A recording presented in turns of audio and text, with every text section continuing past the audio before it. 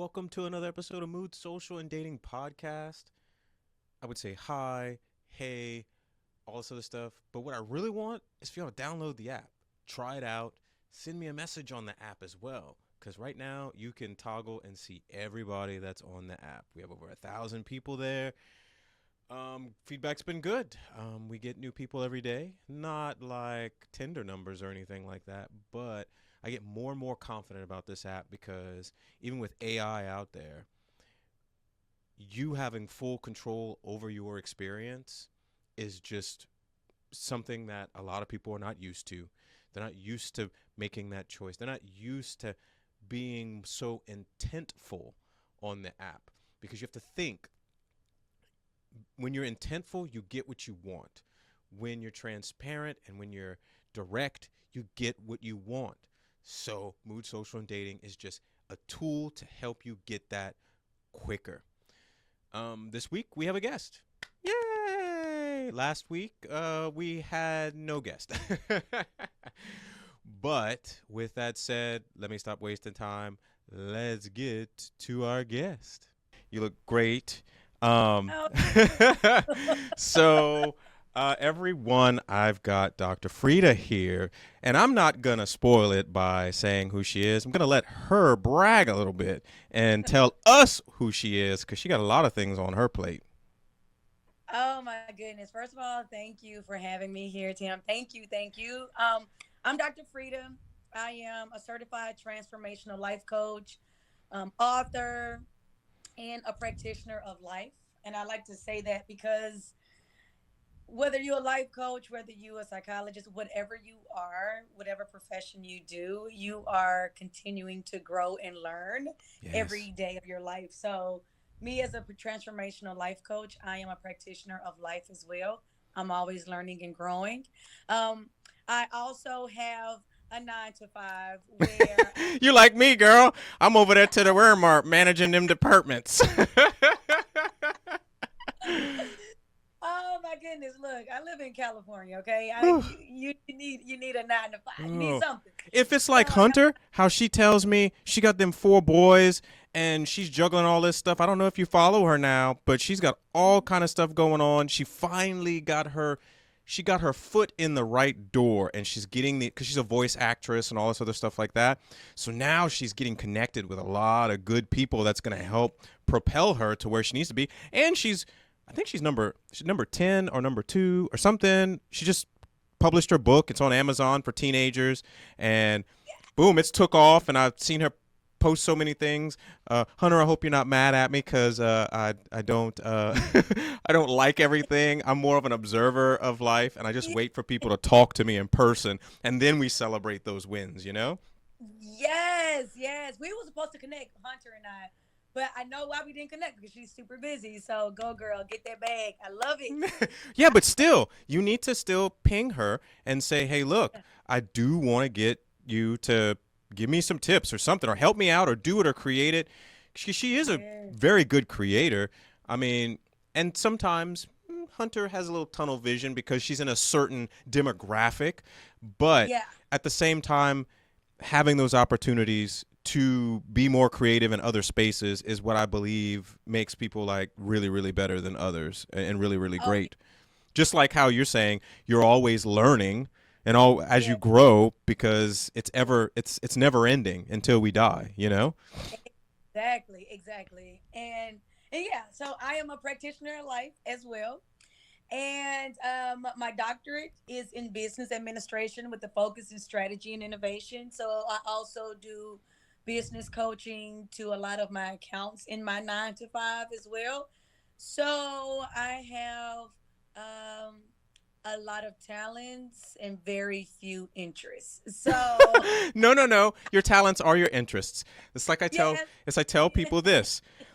Tim, you juggle so many things, you do so many things, but everything that I like, I turn into a project, a yeah. business, a nonprofit. It's just, and I like keeping myself busy. So it just sounds like you're kind of doing the same thing because, because look, I mean, if these people go to that page that's on your Instagram, look at all this.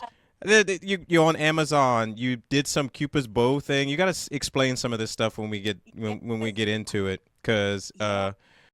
Things coming up too. I just thought about it. I was like, what I need to do is I need to pull this. I need to drag that. So I'm going click on it, and it overrode the video of you in Google because I'm in the. I'm learning. I'm learning how to do all these little different windows with this production thing here. Oh, they go see me cheating. Oh my god. So that's Dr. Freda, everybody. Now, how did you how did we meet? You know, I could easily just go and say it, but I yeah. kind of don't want this.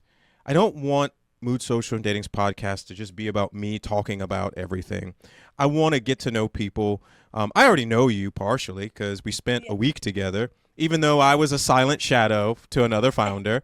Um, You didn't talk that much. You did no, not. no, but you got to understand, I was there to support my friend. You know, Gotcha.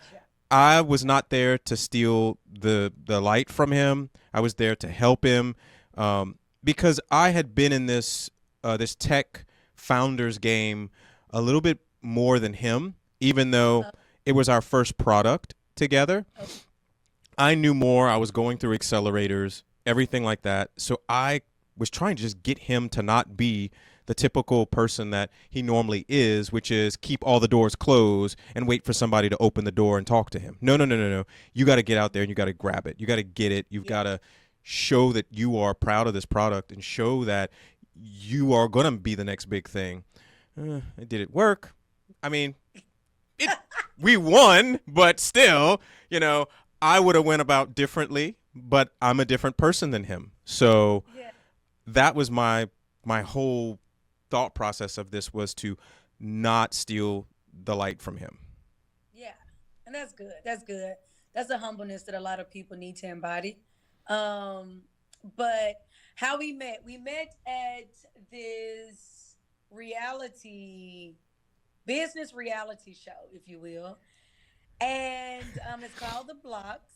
And Well, well, well. yeah, it's hosted by Wes. So if you are an MTV fanatic, and if you watched what was the show he was on? First it was Real World. That's where he started. It was Real World. And then it was Real World Road Rules Challenge, and then it turned Yes, into The Challenge. yes. He's on another show that's coming out. I think it's already out. Where they bring in like 40 of the most infamous challengers and MTV. He's on that. Wait a minute. But it's a mix of all different types of shows, right? Because they Yeah, even bring some housewives and other things like that as well, don't they? yeah, yeah. Child. So he's on that. But it's like Messy, 40. messy. That's a big hot mess. Look, look.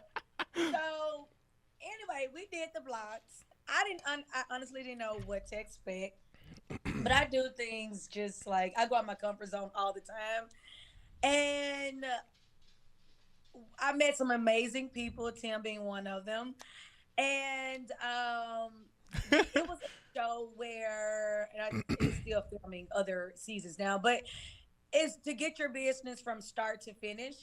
And I was just starting Dr. Freda at that time. I've had other businesses. Like I said, I was a business coach.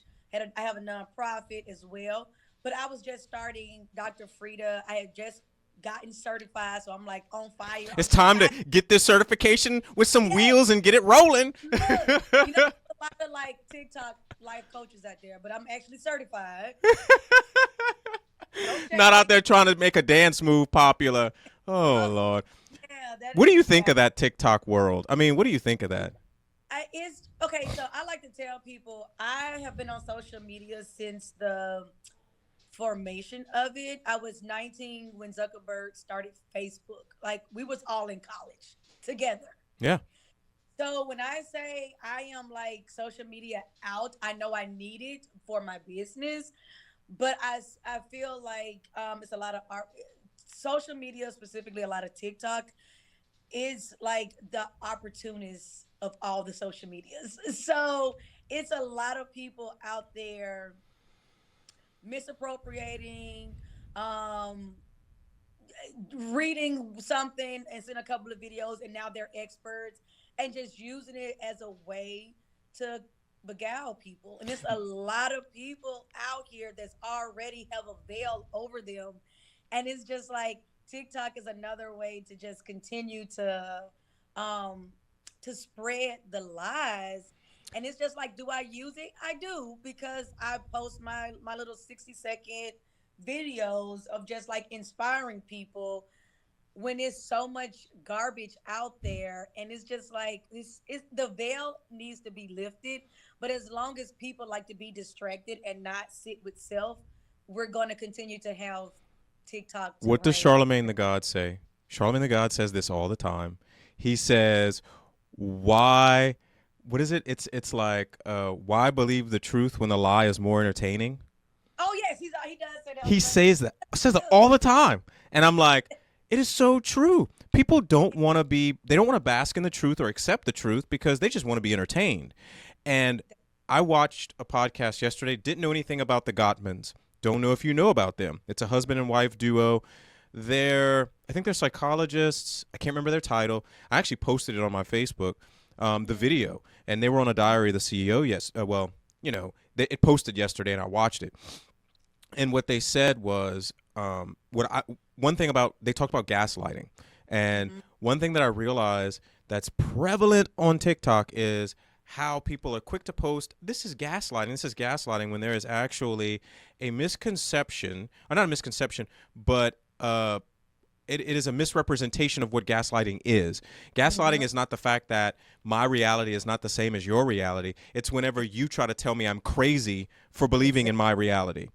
Exactly. And I didn't know anything about the Gottmans.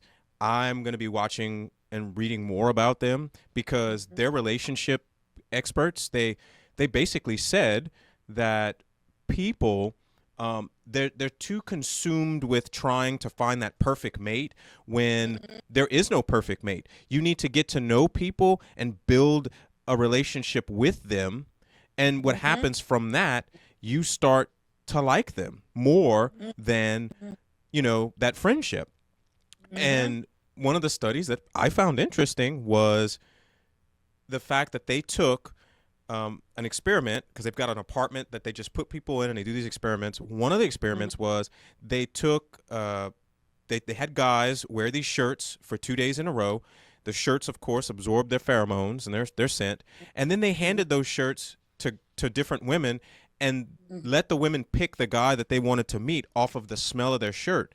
And Mm-hmm. they had both taken, personality tests and all this other stuff like that, and Mm-hmm. they found that, a majority of the time, the women picked someone that was completely opposite of them.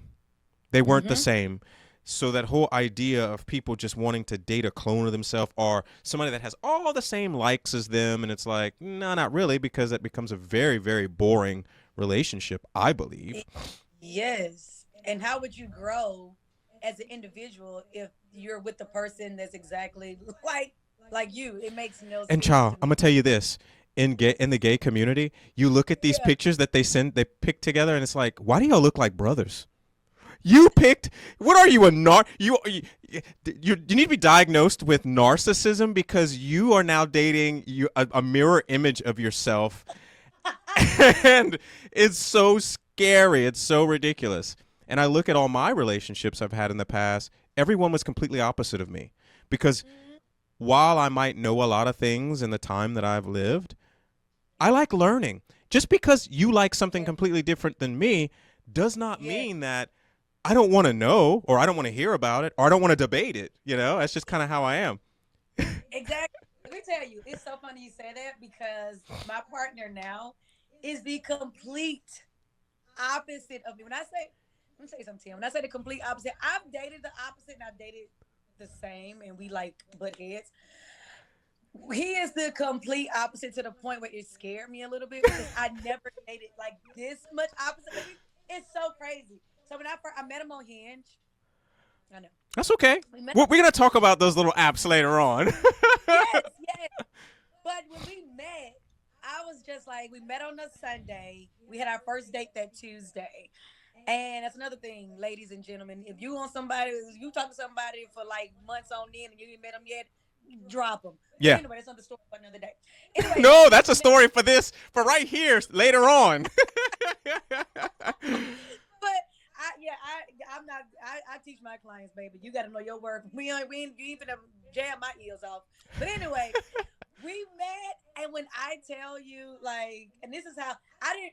He mirror. Well, he illuminated the toxicity I had in me Oh, that I wow. didn't know that wasn't healed yet. Whoa. That is the crazy thing. When I met him, he was like his parents are still together, and he's the only child, and his mom never worked, and she's a housewife, and they had like a housekeeper and everything. I was like, Whoa, you bougie bastard. exactly. I was like, wait a minute. First of all, your mom and dad are still together. I was like, I don't know nobody who parents still together.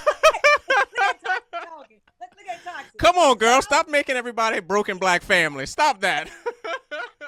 I was like, your dad don't cheat on your mom? And he was like, no. He was like, I was like, he don't cuss her out. He don't beat her or nothing.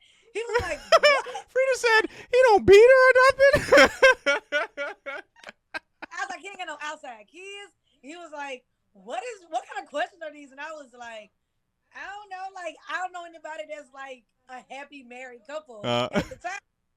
And so we met and everything. I called my best friend on my way to the date. And he was like, he texted me. He was like, hey, I got here first. I saved your parking spot next to me.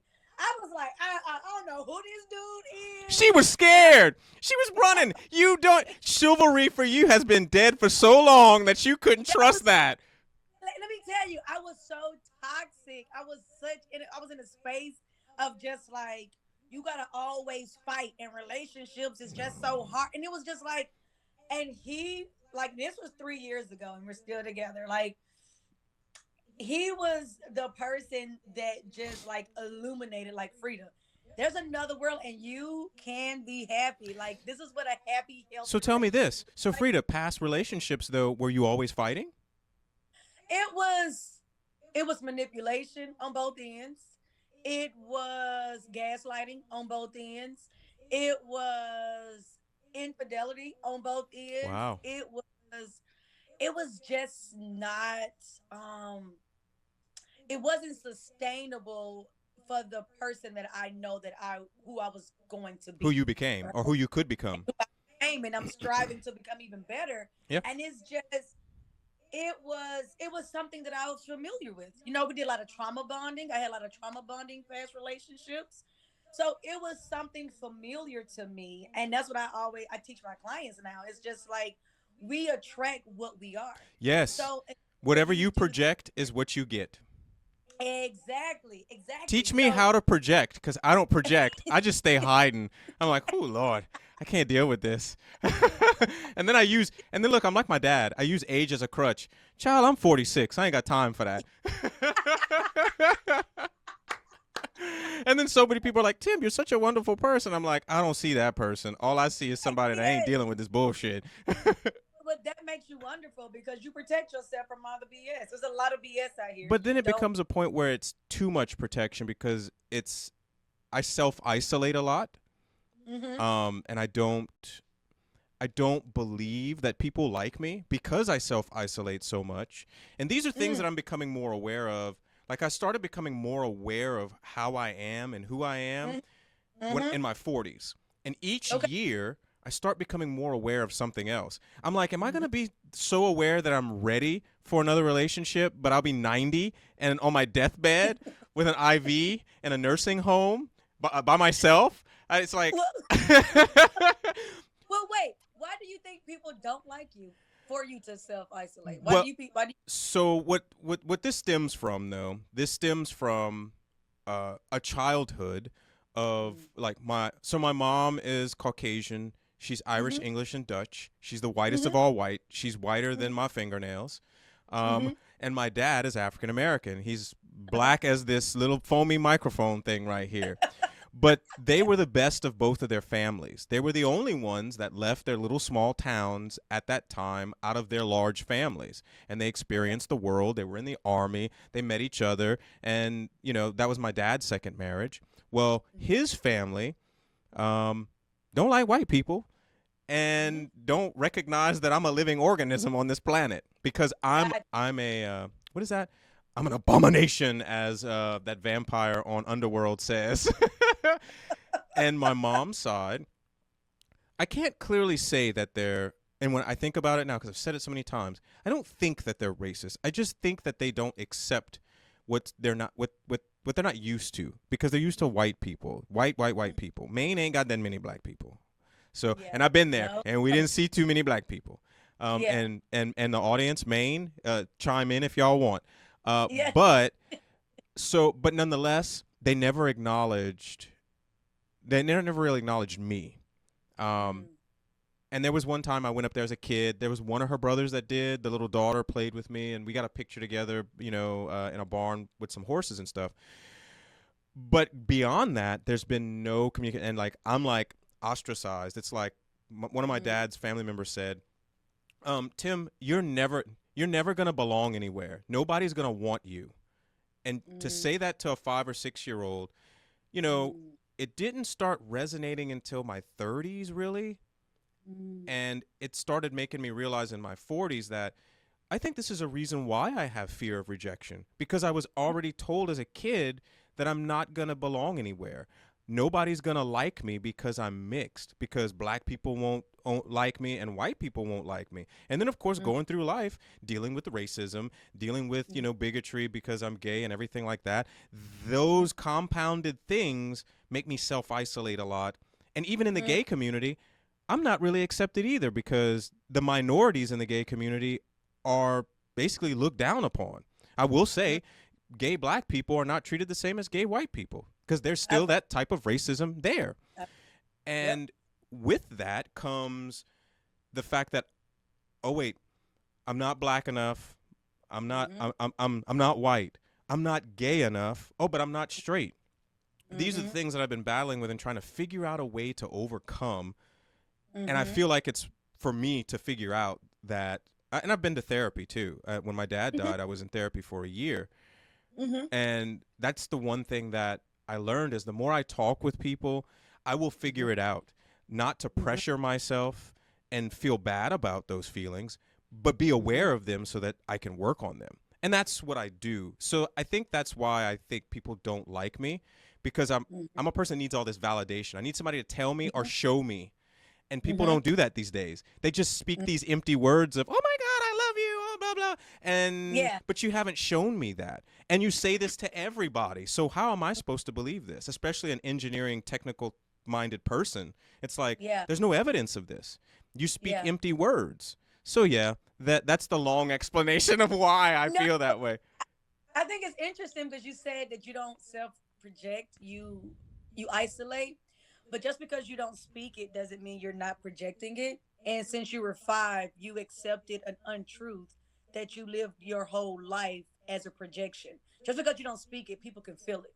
So another reason why you're not getting what you're looking for is because energetically you're projecting who you're not. And Oh, so one of the ways that you can get over that is to remember who you are. And that goes back to healing that 5-year-old who was told a mistruth. But I just had to say that, but because that was a lie purposely to get you not to where and who you're supposed to be. And so in order to get to the Tim 2.0 when you turn 47, you have to go back and heal Tim at 5 years old because your responsibility is to protect him yeah. right now. Because you couldn't protect yourself then, I'm gonna have to right? figure that out. I haven't figured that out yet. Maybe like you said, 47 might bring it, but me talking about and through the things that I've been doing, even on earlier episodes of the podcast, just talking about this app and why I made it, and my struggles with, online dating and stuff like that. Because it is my primary means, because I don't like being out in public. I don't like large crowds. I Mhm. can't get to know somebody at a event or a concert or something. No, no, no. I need a one-on-one, private type of thing. But Mhm. as I'm doing this, I am starting to realize that, okay, I can probably fix this the more I keep doing what I'm doing now. And that's part of your healing. This app is part of your healing and it's part of your story. It's part of your why. Because um you're not the only person that has that story. It's like all the intricate details is your story, but the overall theme is a lot of people's stories. And by you creating this app, it's helping you heal subconsciously that you don't even realize.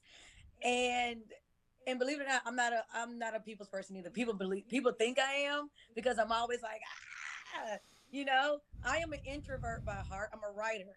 Like Yeah. I am a writer. Okay, So so you're like me then. When you get home, you need to heal and recharge. I have to recharge. I have to decompress, and that's why my partner is. I love him to pieces because he gives me my space, and he doesn't get offended for needing my space. Yeah. And he has his space, and I have my space, and then we can come together. But if I'm out, I'm giving my all because and we're all empathic, but I Yeah. I can tap my abilities where I'm feeling and I'm picking up everything. I keep things on me to repel a lot of stuff. But when I get home, I have to decompress. And sometimes, like I just left a conference for my job this past weekend. Like I needed, this is my second day just like decompressing. Like I just needed to get myself together and work on Freda spirit person Hmm. because I can't give something that I don't have. Like I will not anymore give from an empty cup. And that's what a lot of people do. That's where that But toxic came from. That cup was full of toxic gas. it was toxic. And it was recent that I found out because I coach myself too. I have to because I and like you, I've been told when I was younger by teachers. Like you're not going to accomplish this. Except for me, I am that person. Maybe it's my Taurian spirit because I'm so stubborn. If you tell me I can't do it, then I'm going to do it. I have to prove to you that I can do it. I'm just built that way. So Yep. if you tell me I'm not gonna be shit, let me I'm about just to shit prove all over you. man. Let me tell you. Like that's just I am like just wired that way. I Yeah. don't know, but it's just now. Do I have moments where I doubt myself? Yeah, I do. But I learned ways, and this just came through years of just being by myself and sitting with self, which is so important, of just how to encourage myself and talk to self because I'm not gonna always have my sister to call. I'm not gonna always have my best friend. I'm not gonna always have my partner. Like I have to sit with self and be like, this is some uncomfortable shit. And I gotta, all right, bitch, let's get it together. Yep. All right, what's the problem? And that's how I get through a lot of things. And it's just like people don't see that side. Um, nor it's not meant for everybody to see either. Yeah. So So what I thought when we met on the blocks too, I was yeah. like, I really like this lady. I really do. But then at the same time, I feel like I can't tell somebody how much I like them because I might creep them out. This is another problem I got. I feel if I tell somebody something, I'm creeping them out. Ask me where I got that from. I don't know. And I believe it just comes from that whole fear of rejection, and Yeah. maybe a little branch of it is called creeping people out. But I didn't see you as an introvert at all because you was talking and talking to everybody and taking these photos. I was avoiding taking photos and trying not to be seen. So I was like, this girl is out there. I was like, if I try to make friends with her, I was like, I think she's going to exhaust me. Look, I'm telling you, I am one of my best friends always says this. She was like, when people meet me and her together, because she's a stylist and she does like all the fashion stuff. And people see us together, they're like, oh my God, she's the mean one and you're the nice one and you like people and she does. And I'm like, Yeah, like, bitch, they if have you only knew. I'm trying to if hide only too. you I can't wait to leave this space right now. Like I have a book with my name on it and a glass of wine or some rosé or some moonshine, whatever I'm feeling. That's what I'm gonna be drinking. Yes. But yeah, I have to be because I've always been in business and sales, so I have to have on You have to turn um that on and actually make it on. happen. I gotta turn it on. It's my personality. So yeah, but if I can or when I'm able to just write full time and just speak on occasions, that is like true freedom for me. Like I don't have. Mm. Okay, let's go back to the blocks. Yeah. So me and Hunter talk about this every once in a while. Okay. So as Freda said, the blocks is a competition entrepreneurial show. Hmm. You can find it on Amazon Prime. Are we even supposed to say that? I think Wes said something in the channel many times. Don't say you can find it on Amazon Prime or something like that. I'm saying it anyway. It's on there. I didn't know that. Yeah, the older seasons are on there. Even ours. I don't. Oh, well, give me a second. Watch, because I'm gonna pull it. I'm gonna pull it up and see. Let me do it in 'Cause this window. don't threaten me with a good time because it will be going. Yeah, look. Okay, so now it shows like Prime Video is a thing. So they only have season 6 and season 7. So I think what they have to do is they have to buy it from Wes, or Wes has to. I don't know if he has to re-edit it. I don't really know. But only Oh, 6 and 7 are on there. And when season 8 came out, which was our season, that's yeah. when it was announced it was on Prime Video. And he said, well, I don't know if they're going to pick up the other ones and blah, blah, blah. And it's probably going to be off of viewership and all other stuff like that. Yeah. But so, wait, you Hmm. don't interact on there very much, though, do you? No. You're like, child, stop. No. Like I can't wait till I get to the point where I can hire a social media person because I I care less about what other people are doing in their lives, and I definitely want people knowing what I'm But doing in let me my tell you, life.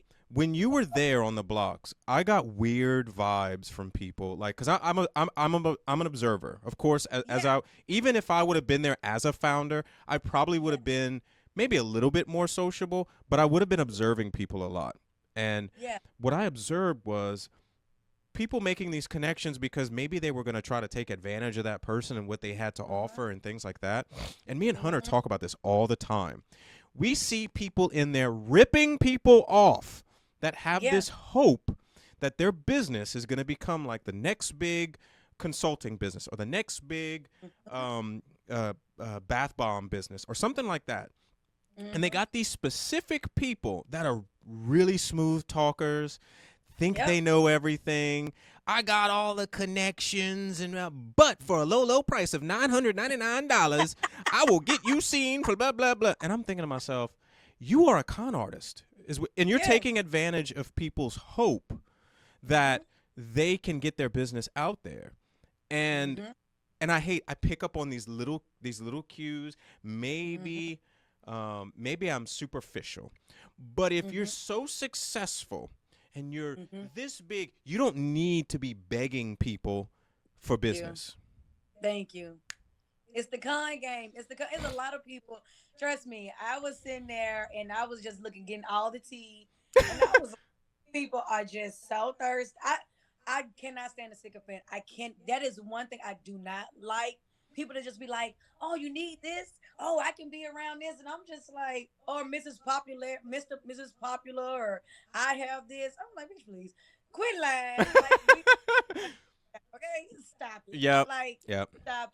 It. And so, But did you get? You don't have to say their names, but did you get some vibes from people when we were there? did I get what now? Did you get some of those vibes that why are you Yes, here? And I think you're yes, trying to con somebody. yes, for real. And some of the people that was winning, I was just like, are we in the same place? Like, no, because I'm just like, I don't know. I don't remember their names, but I remember where they was from. But I'm gonna leave it like that. Oh, And that's not it them is. ones that was sleeping around the hotel, was it? Oh, oh, they might be one. I forgot about that one too. I was like, Look, I was quiet. That don't mean I was stupid. I knew what was man, going on. And look, man, me and Brandon and his girlfriend, every night we laughing and shoo-shooing about what was going on. We were loud as hell. Then people one time they was beating on the wall. Be quiet. Because we clowned all night long talking about them people. man, But the yeah. show is a good show, though. It It's really a is. really. I learned a lot. I learned a lot, but most importantly, I connected with some good people. I really did, and but that goes back to knowing yourself as well. Like your intuition has to be developed where you can see like, oh, this is a wolf in the sheep clothing. Like this is not right. Like this is they are throwing something that I don't want to pick up. Yeah. Like you want to repel that, right? Yep. And so it was a lot of false people out there on our Hmm. like, look at me, Louis, too. Like, look at me. And I'm like, That's the what's people that wrong? didn't get hugged enough as a child. I was And about to say that your parents didn't give you no attention. Good God, man. they was in toxic. They were in toxic families. That's why. Yeah. We all got toxic somewhere. I'm like, man, get it together. Oh my god. Oh my god. No. I mean, and to think of it in a social fashion, I like having all of these people from different backgrounds having the same goal. Mm-hmm. It reminds me of kind of how I did this app, what you're looking for. That's where you Mm-hmm. go, and y'all all have the same goal. Yes. And I start realizing, and I watch, some marketing podcasts and stuff like that as well. And obviously, I must have some marketing savvy in some kind of way because everything they're saying makes so much sense. I just need to execute it. But Exactly. that show, I think, could give somebody. I think also no. If you hold a little title and you win anything off of that show, I think. Oh, wait, stay with me here. Stay with me. That eye roll was hard. If it is an actual good business that people understand, and I think that there are some people that they don't understand their business, including the person that I was supporting, um, Mm-hmm. I think you can go somewhere. You really can. I think you can, especially if you're winning something like most investable startup, like what Yeah. what me and Brandon did. The Yeah. idea is great, but you have to have Yeah. a founder or a business owner that has the acumen to grow from that and Yeah. not be, what do you call that, selfish. What's the word? Selfish, self-centered, and all this other stuff like that. Gotcha. And actually kind of stuck in the past. Maybe the Mm-hmm. things that hurt you in the past are not going to be the same things that hurt you in the future. Other Yeah. than staying in the past, thinking about those things that hurt you in the past. So, Which means you're um, not. But yeah. I, I liked being on the show. Mm-hmm. What was your overall the biggest thing you took from that, other than the Uh, people? Because yeah. I mean It, that's a given. I think everybody got something out of that. it was the fact what I learned most, just about myself, that I don't have to have it all together to just go and put myself out there now. And don't compare my business with any other business because nobody's going to ever be Dr. Freda and do it like I do. No. That is the biggest key takeaway because when you're going in there, you see like these people, like you to your point, these people that probably been doing it for years, or they said that they had, they got $1.3 million last year and all this stuff. And it's just like, well, shit, I'm just starting. Like, wait a minute. I got $1.3. Like, I just thank God I got here. So I was there. I think I was there with. Wait, well, I was there with maybe $300, and I was using that to get Starbucks to stay awake in them long ass classes. exactly. And another thing is like, if a coach if a coach tells you some valuable feedback or constructive criticism, don't get, and I'm not like this anyway, but don't get so critical on yourself where it's you don't do anything. Yeah, Like, take it, yeah, learn from it, and keep it moving. And it's just, and that was my biggest takeaway. Like, never compare yourself to any other business or any other person because nobody's gonna have the flavor like you do it. And what was success for them may not be success for you. What happened on their timeline may not happen on my timeline, and it's okay. All the classes, I still have my notes. I go back to them, um, and some of them are appropriate, and some of them are not at this time in the stage of my business, right? And so it really helped me to flush out Dr. Freda and operate in a confidence like, okay, I am a certified transformational life coach because my background is academic, like it's business, you yeah. know, and it's just like now I'm going into the emotional and the feelings and the other stuff, and it's just like, I'm pretty rough around the edges, That's so okay. I think some people need that roughness. They need it. Shake them. We yes, got time for Tatan. thank you. I'm not that person be like, let's let's talk about. I don't have a soft voice, even though I'm petite. I have a loud voice. What they say about them short people? Ooh, they get them some firecrackers. Firecrackers. I had a with my previous business that I closed last year. I had a client, and it was like she was born to fight, and she was short, and she was just after everybody, and I was like, "Girl, you are walking a little hurricane. You are looking to unleash them hurricane force winds on people." Yeah, yes, I am ready. I am that person. Like my partner be like, he's 6'2", like 245, solid. If you don't open his mouth, you'll be scared. But when you open the sweetest person you can ever meet, you see me, and I'm like, move. You gonna talk to And look, me? that's where those opposites actually work out very well because he can bring you back down to a Oh my 2 when you get to a yeah, 10. And yeah, that's where that opposites, thing works. It balances each other out. And I've always yes, believed that opposites attracting type of thing, you know. yes, yes. And I get it. You kind of want to have similarities, like you want to have the same characteristics of being a good person. You Yeah, want to have the same goals of, hey, yeah. we want to have kids, or hey, we want to live this type of lifestyle. But just Mm-hmm. because I like the color blue, don't mean you need to like the color blue. Exactly. And that's okay. But that's why I love like your app. And I know we probably talk about I know you talking about the blogs, but with your app, it is so like original and out the box. Like, Well, let's talk about it then, because what yeah, experience? like You said Hinge, okay? yeah. So I was on Tinder, and when I lived in Chicago, I met my last ex boy. Wait, my last ex You had boyfriend that on. many? You over here? I know, When them yes, eyes go up, it's like, wait, I gotta go to the Rolodex. Dr. Freda, hot on them streets. like, wait. I was like, wait, no, no, not him. Okay, anywho, I use Tinder and I've used Hinge, and by far, I think Hinge was more my speed because it asked you like to your point of your app. It asks you questions that about yourself and about the partner that you're trying to attract, Hmm. and it's just like, and Hinge, it asks you like 5 questions because first of all, meeting people in person is just kind of like off-putting sometimes. So when you could be whoever you want to be behind the screen, right? Yep.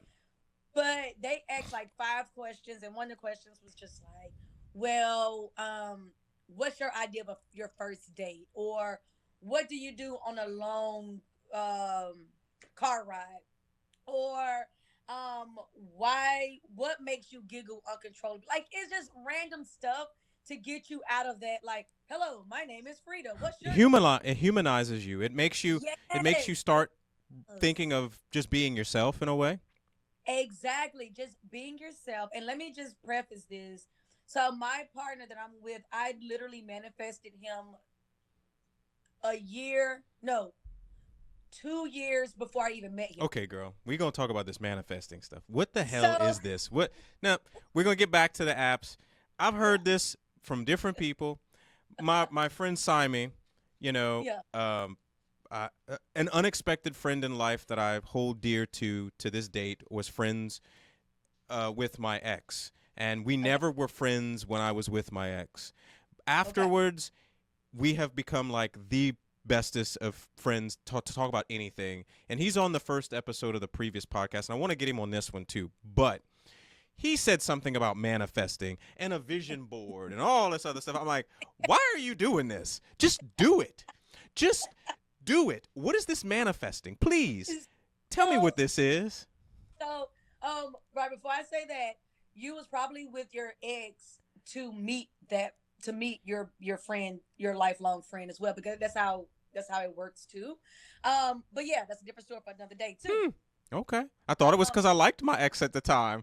well, you can, and it happens, but that is just a pathway to get to where and who you supposed to be. So you Like, think, do you think life is predetermined for everybody then?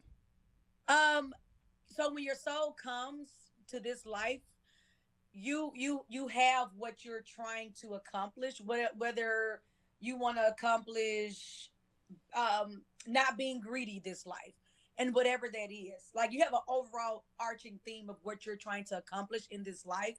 Now, how you go about doing it is solely up to you once you get here. But you have already come down here, downloaded, like you're a creator, Mm-hmm. And so many people give away their power when they say, well, it's just not meant to be. You're a creator. You create your life. Yeah. You create your You reality, have the right? choice. You make You these choice. decisions, and then actually you can unlearn the bad decisions and go Yes. backwards.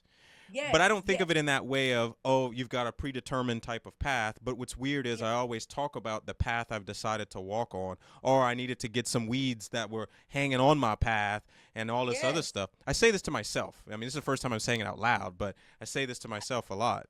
So, I think I gotta get with your. I think your life path numbers are number 7 because you live in your head a lot. That's another thing. So I follow astrology and I follow numerology well, as that means I well. need to get this book. You need to get this. Okay, there's a book. It's called, oh my God, The Language of Destiny.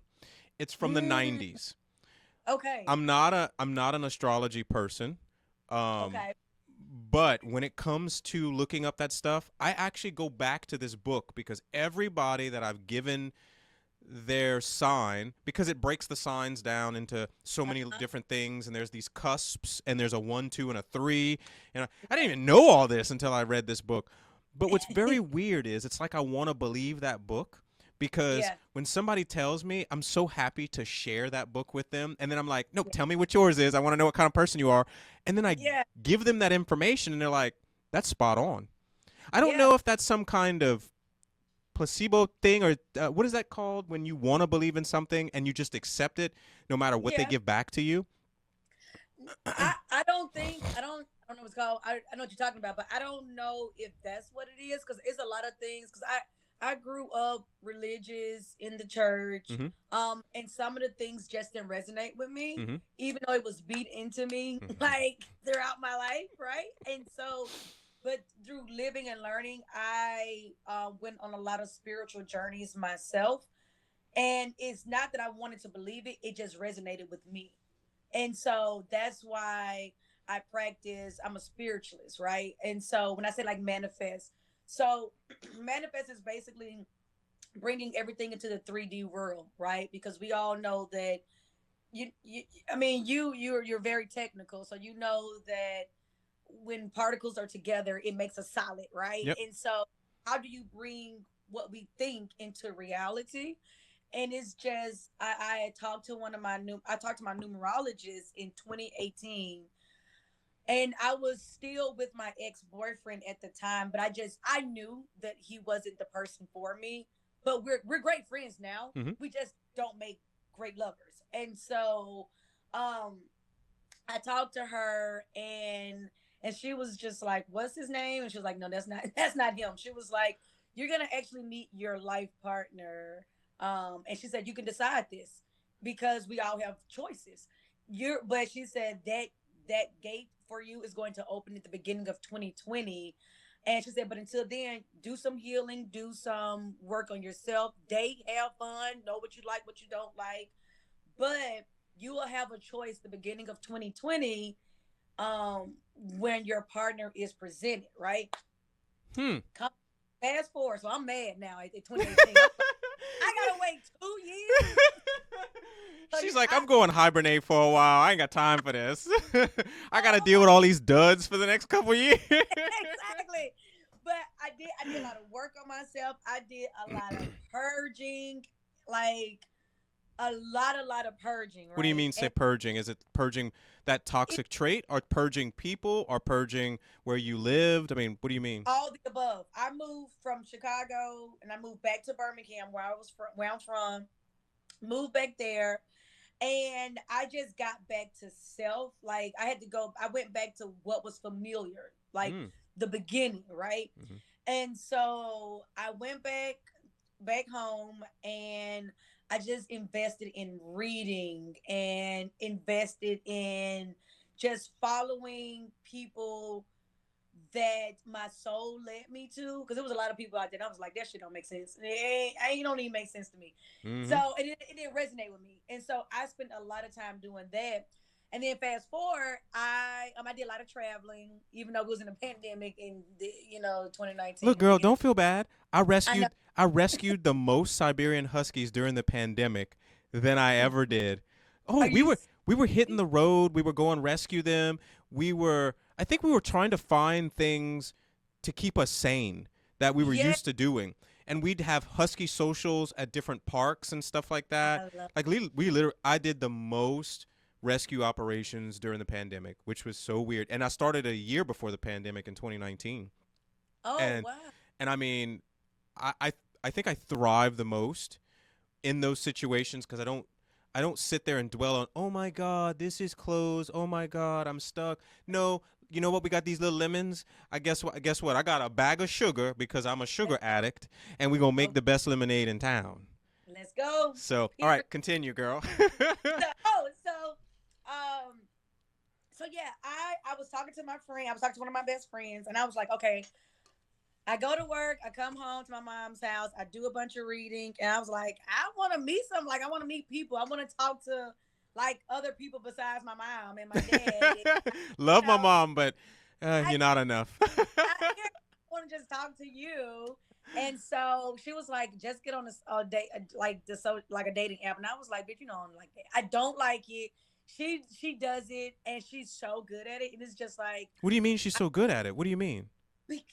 she meets all of, like, I shouldn't say all, but most of her dates come from social media. Like she knows how to like talk to them, how to like navigate through the BS before she even like What's your wastes her mom's time. background? Is she a professional psychologist or She's something? LCW, She's what?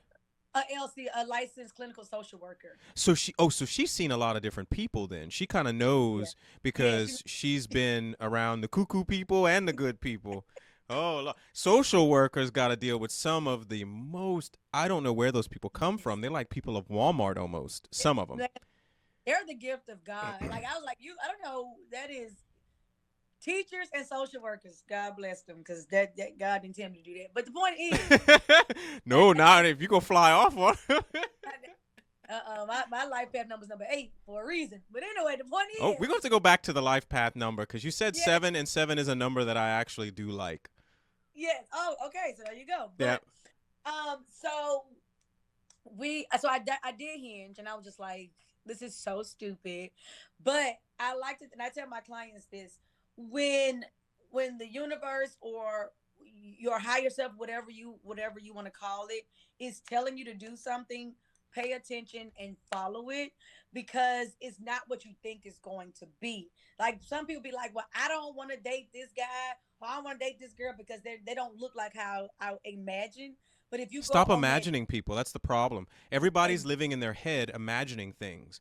And I yeah, told I while my app is continuously being well, it's not. We're on pause because I'm. But I look. I've got 2 potential new developers. I'm proud of this. Just okay, do whatever you got to do. Say something to your God. All of that. But pray whatever. I need these 2 developers. They full stack, and we got to get this app done. But nonetheless, now I'm still on one dating app, and then what happens is people, they want to know what's your perfect person, and I'm like, I don't do that. I don't. yeah, I wait. I wait first of all, you need to have a conversation with me before I'm going to decide if I'm going to meet you.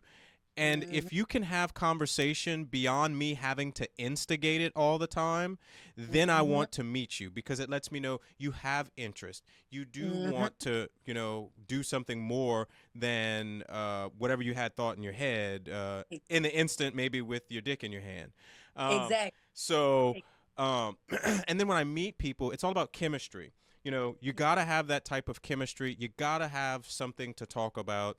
You got to have genuine interest in the conversation.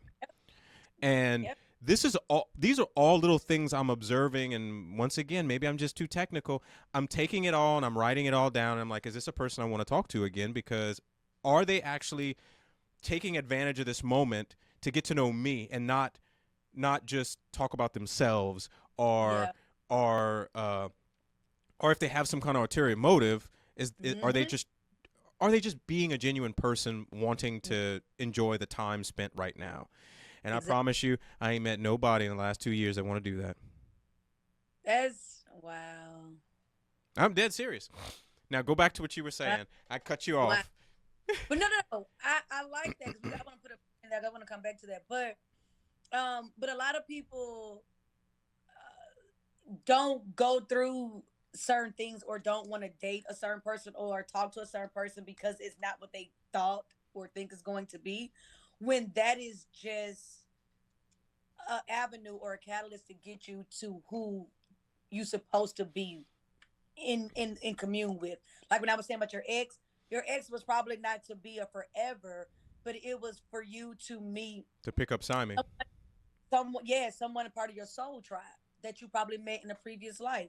So but when we overthink and when we say, well, this is not how it's supposed to look, then we literally um cut ourselves off. We cut our nose to spite our face, and so we don't even we miss out on so many blessings. We miss out. So it So I sounds like think we're our own worst enemies. I say that a we lot. are, we are, and that's all coaching is. I literally help people remember who they are. That's it. That is it.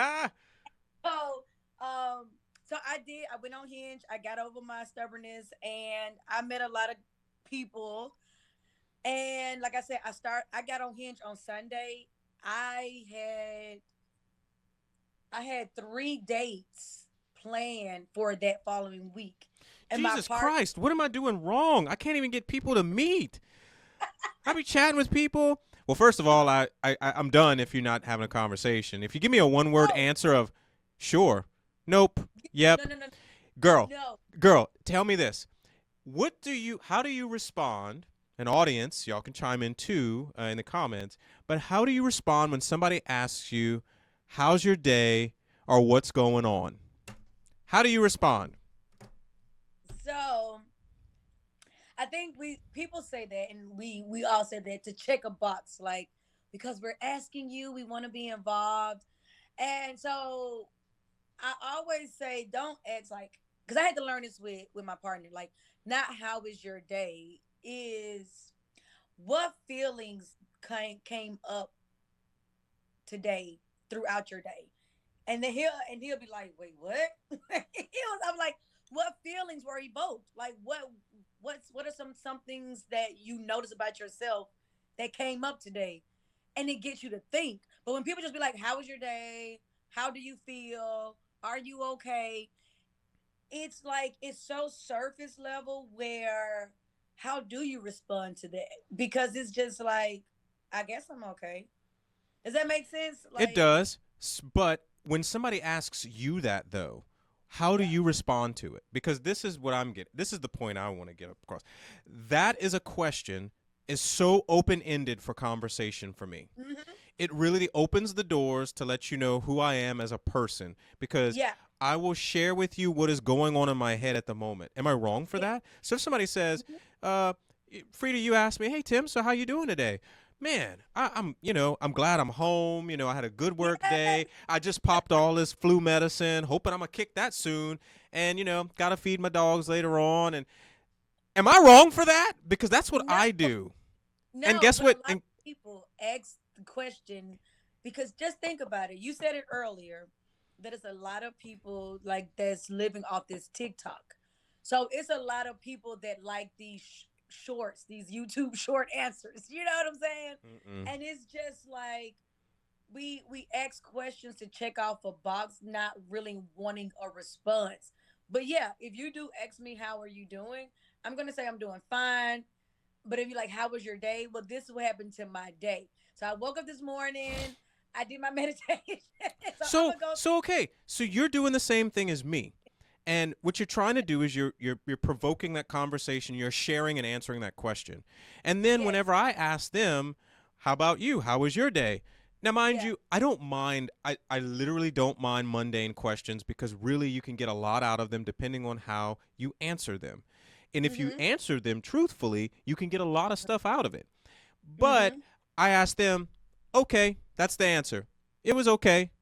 yeah. Wait a minute. It's got to be more than okay because you had to eat breakfast or lunch or something or you got off of work. It drives me wild.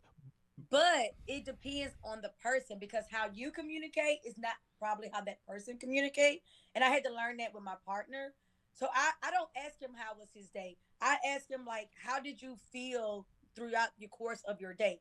But he asks me how was my day because we're teaching each other how to communicate with each other. I am very descriptive, but I'm a writer as well. Yeah. So I'm gonna go through everything I did that day, and he want to listen, right? Yeah. He is just like, God damn, like I want like him. He wants when he leaves work, it stays at work. He don't want to bring it home. Yeah. So I don't want to talk That's how it about should that. be. And that's how it should be. But your being at work is a part of it's developing who you are as well. So I need to know all of that, right? And so I had to think of ways, how do I talk to this man who gives me these short answers like, oh, it's good. But It when was you, cool. but how did he respond to you when you met him on? Did you meet him through Hinge? Yes, we met Okay, through him. so but how do you get past that when you get a one word answer and you don't know them? That's frustrating, isn't it? Yes, yes. I'm So not a dentist. I'm not here to pull no, teeth. You gotta I know, talk. Say I know. something. But when I get the yes, and I'm a coach too, so I have to pull things out of people. I gotta pull You it out of pulling them. teeth. Good Lord. Dr. Yes, Freda, the dentist. but you find that common. You find that it's almost like working with like children. Like they are so guarded and like I don't want to talk to you. I don't know who you are, but you find that one interest. So like on our first date, excuse me, we talked about we went out for drinks first, then we went out for ramen.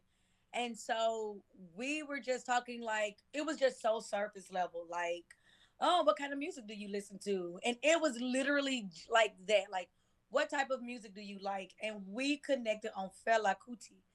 And from that, he was just like, you know Fela? And I was like, yeah, you know Fela? And Uh he was oh, just floodgates open. and that was that.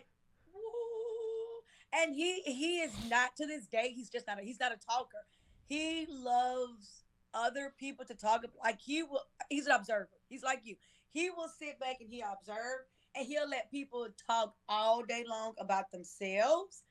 And me, I can observe and I can talk, Yeah. right? And so but now I had to just find questions, and I literally study people too. I like to. I'm just a Well, it's weirdo kind like of part of your job because if you're coaching people, you kind of got to know what's going on with yeah, people. yeah.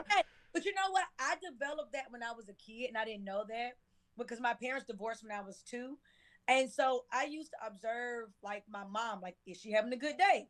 Do I need Oh, to go in? you like, oh, don't Like, mess with mom. Don't ask for that I want from mom because she going to snap on me. exactly. So I observe people facial expressions, the way they inflect different words. Like I literally observe people. So once I find out like, oh, this is a common goal, this is a common like or something that we can connect on, then I literally like exploit the shit out of that. And we talk You're that like, and tap, that's tap, gaining tap, tap, tap, tap.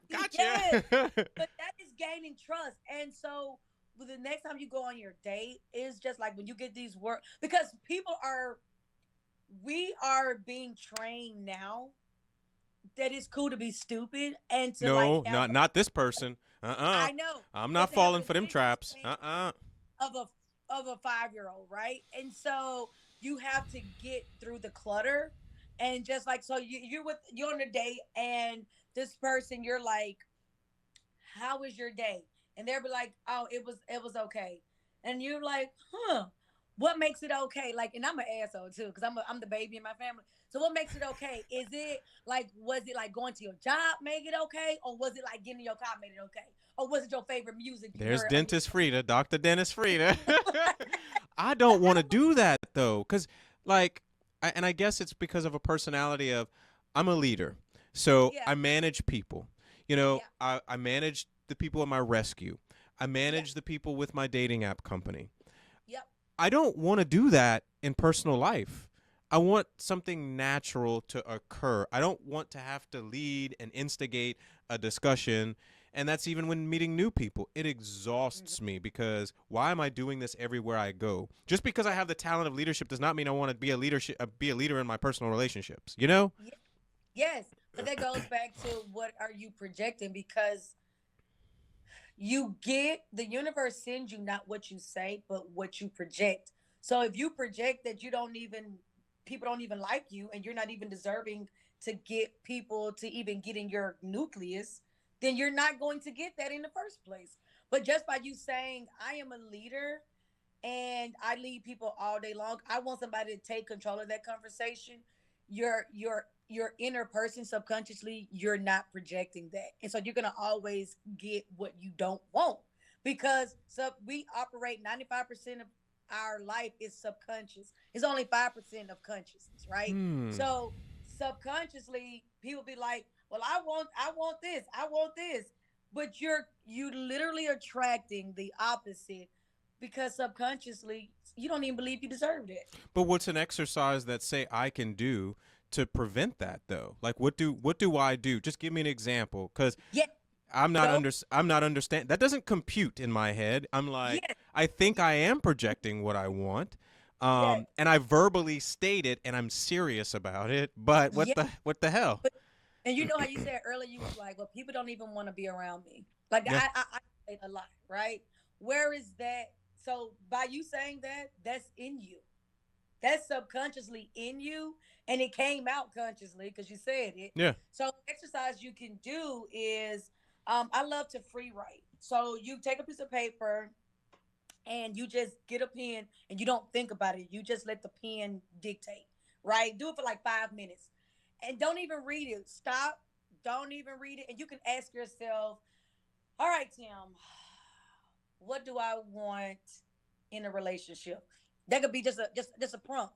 Write. Don't read what you write, because especially you, because you're so analytical. You're going to go back and try to self edit. You're gonna be like, no, this not I need wrong. to Like, upgrade this. Oh, this needs a new nope. I got to change yeah, that. I'm gonna use that word. No, you have to be like, this is a naked exercise. Like, and then 5 minutes, cut it off, keep it moving.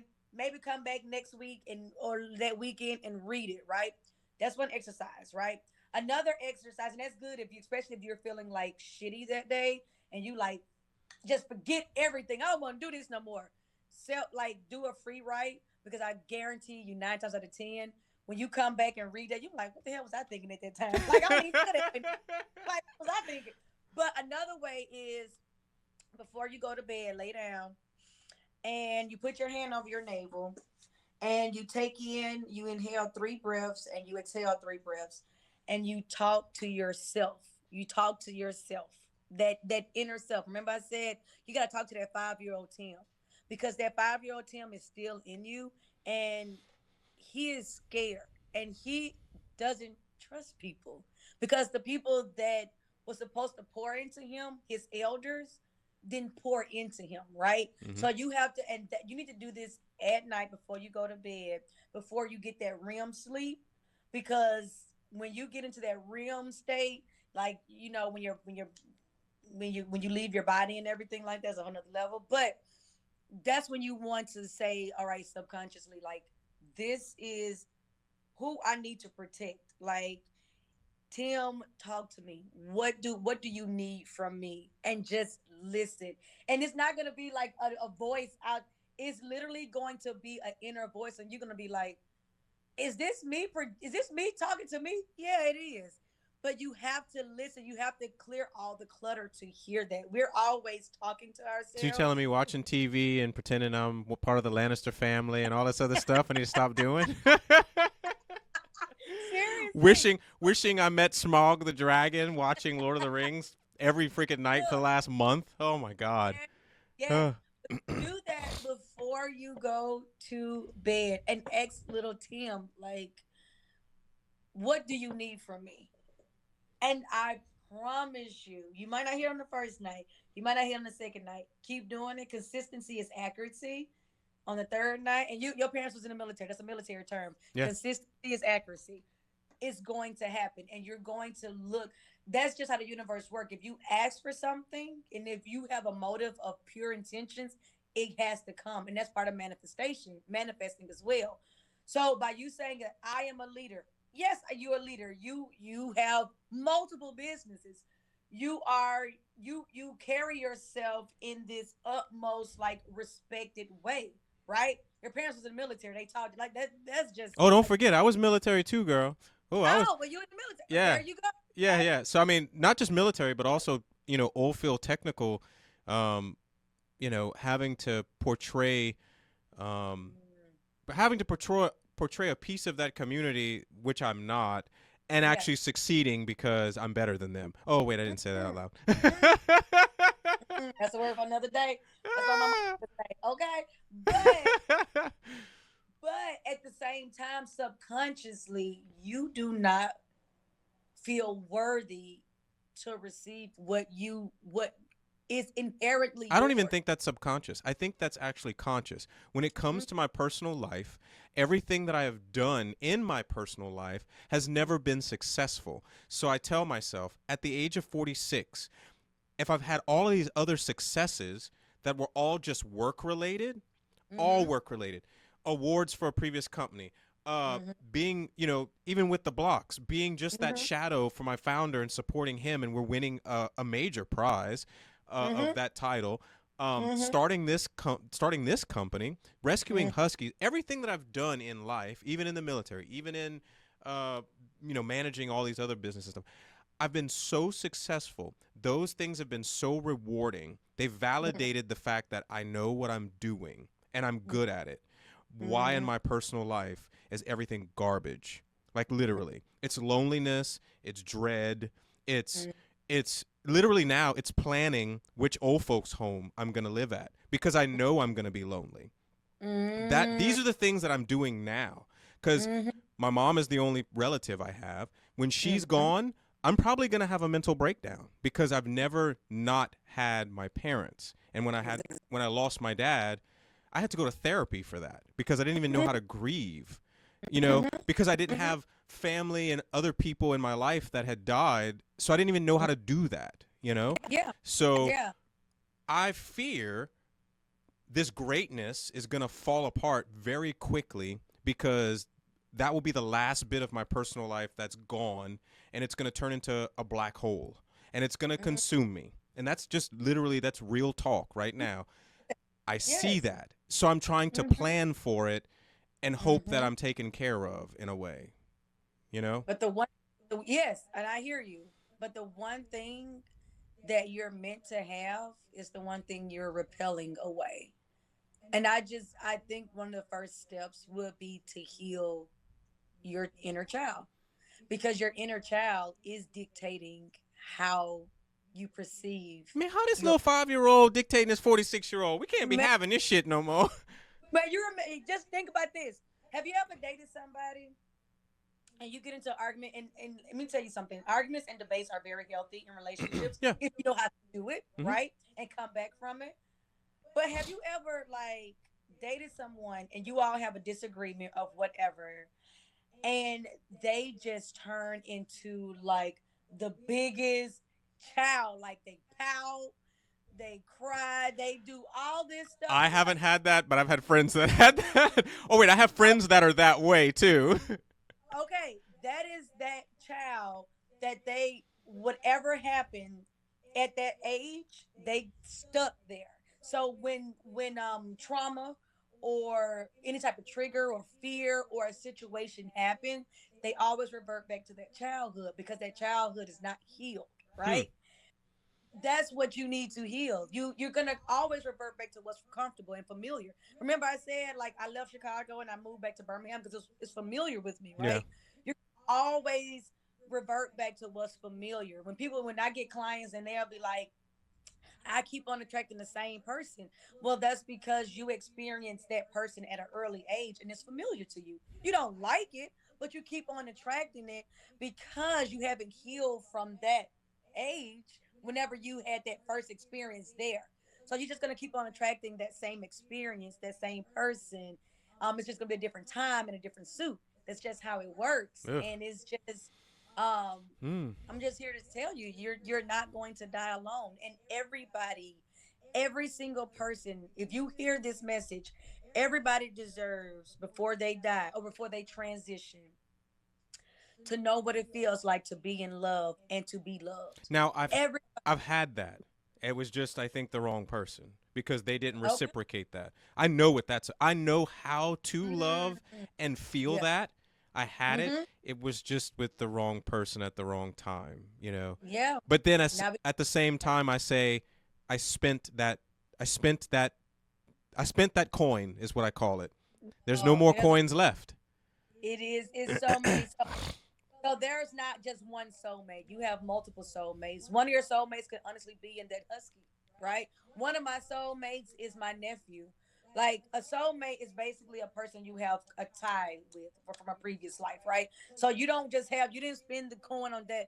You probably wasted some time on that one person, but I don't even believe in that. I believe that everything happened for a reason, and Look, we I learn. like, you know what? I like what you just said right there. I think I told Mm, somebody this when they were like, oh, you had 5 years wasted of your life. No, I wouldn't have said no, that at that time. I no, was living my life. I was very happy. Yes, it might be bad that it ended, but I got yeah, those memories of all the good times, and I just try to say a lesson learned from the end yeah. of that relationship.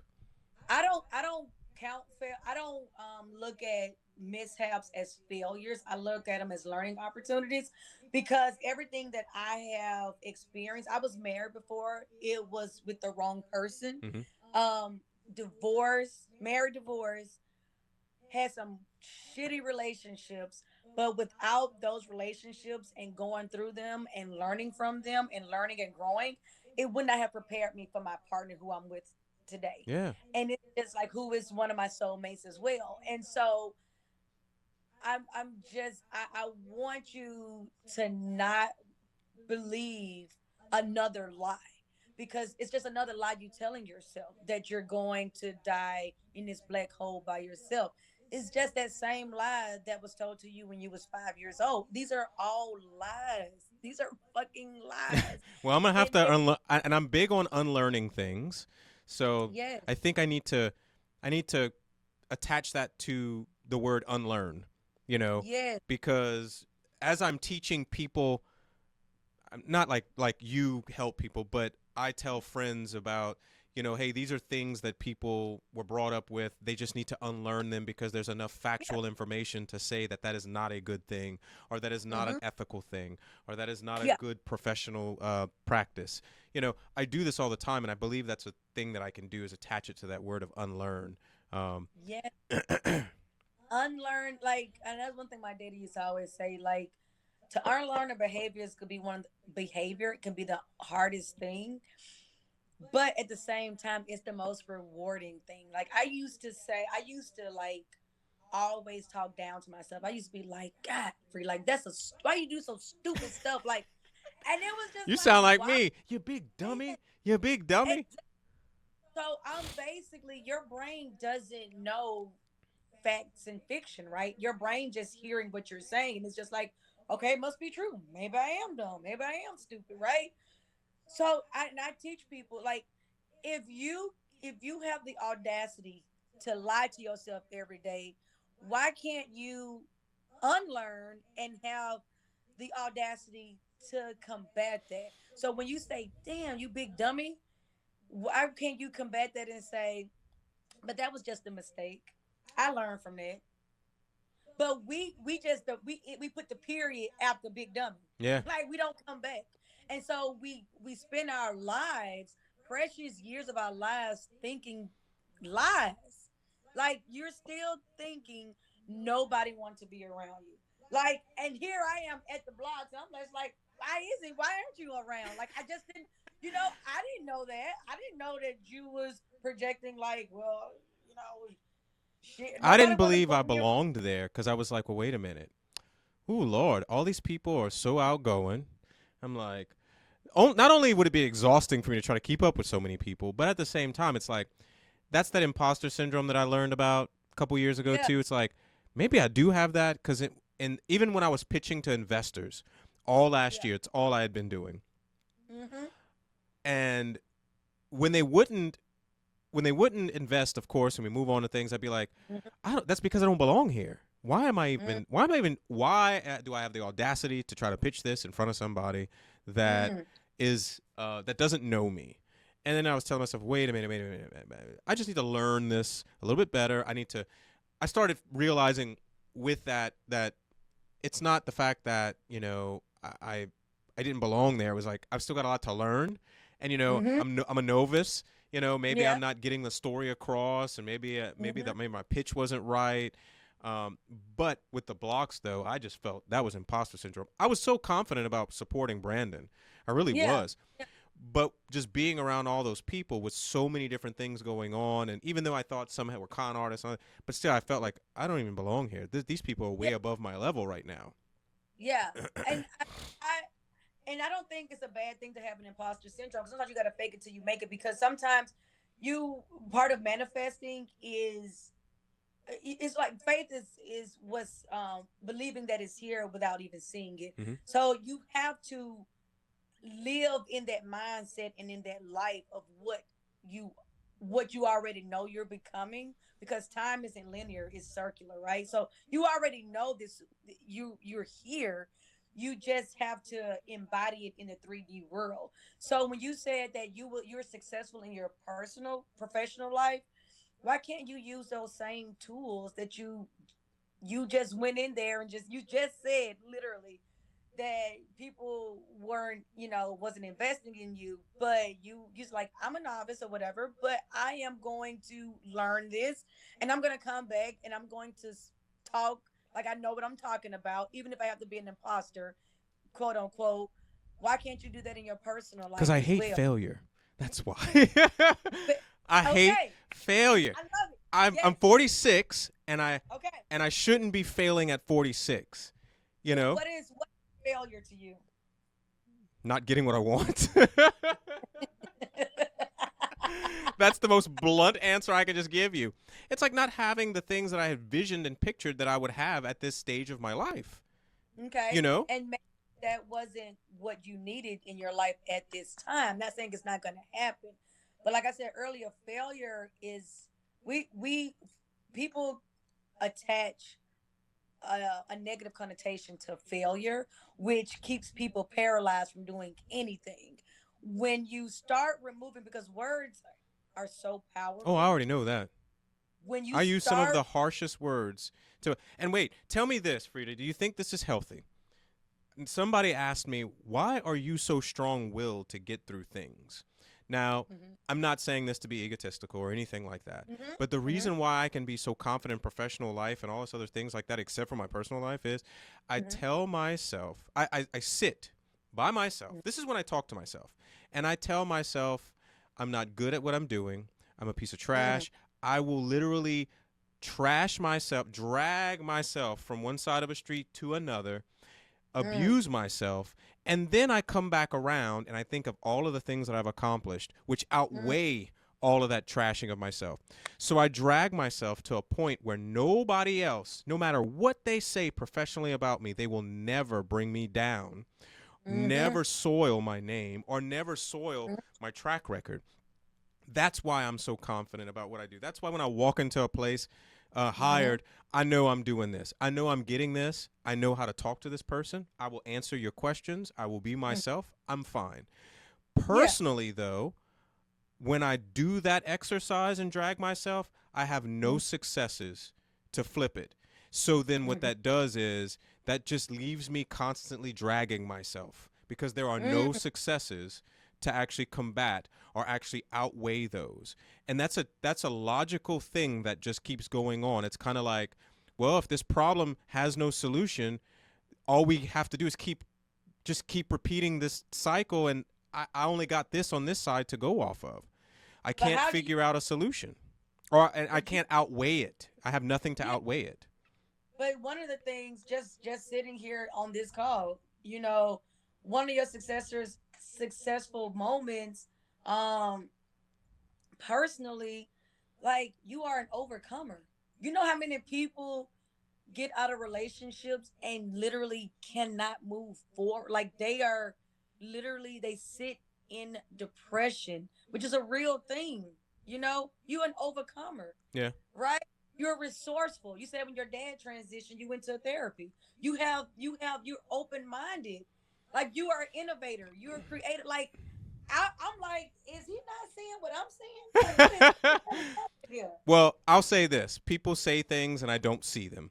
Like, even people at work, they're like, "Oh, you're so like everybody loves you." I was like, they love me because they don't know me personally. And when I go home, I'm boring. I like I don't do anything. I don't socialize. I don't go anywhere. I I don't. I want to But work is all I want to that's do. that's not who you are. That is just something that you do.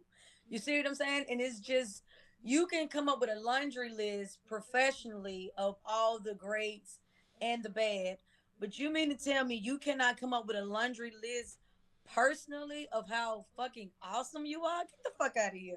I'm not. She said, I'm "Get the just not. fuck out of Just here." it logically that doesn't make sense to me. Like you're sitting here where you was on the blocks because this person, whether y'all business partners or not, didn't even he's like, you know what? I need to bring you with me because I might fuck this up, right? You all won a freaking award, Mm. most investable. Come on now, get like sell the shit to somebody else because I ain't buying it. I'm not picking up what you're laying down. I'm sorry. Who said I'm selling? I'm just giving you the bucket. Look in it. It's nothing No, there. it is no. You're saying is nothing there, but it is overfill. It's overfilling, and it's just like you just don't see it. Take off the crappy glasses that somebody handed to you when you was 5 years old and see the true you. Like you wouldn't be sitting right here on my screen with your own podcast with another My podcast. podcast that wait, hold on, wait. So the other everything starts small. So let me not trash this podcast. Cuz and you know what? I'm already doing this now. I'm on this I'm doing this podcast and I'm like, "Oh, I don't get too many views." But then I think to myself, I'm like, "But I had a channel that never really got any views and then all of a sudden blew up." And I don't know how that happened either. So I'm just thinking it's going to happen again. So let me not say that everything's bad. I mean,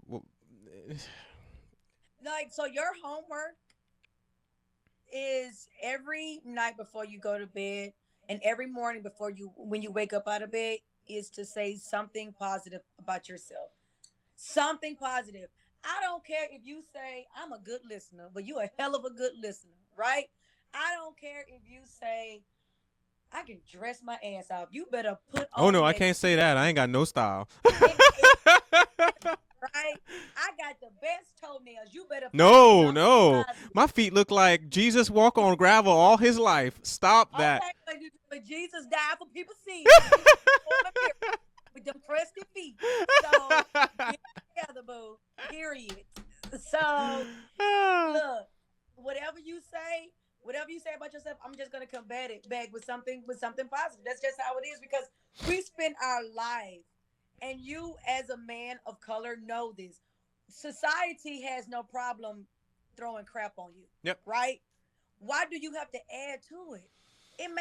That makes no sense to me. So if somebody's already using you as a speed bump and running over you, you going to pay somebody else to run over you too? That's what you're literally doing. Well, with that method in which I call this a it's like a building myself up exercise, an upgrade. Like when I Mm-hmm. confront something that I'm trying to overcome, or Mm-hmm. kind of like when I didn't get, I can't remember the accelerator. It's not coming.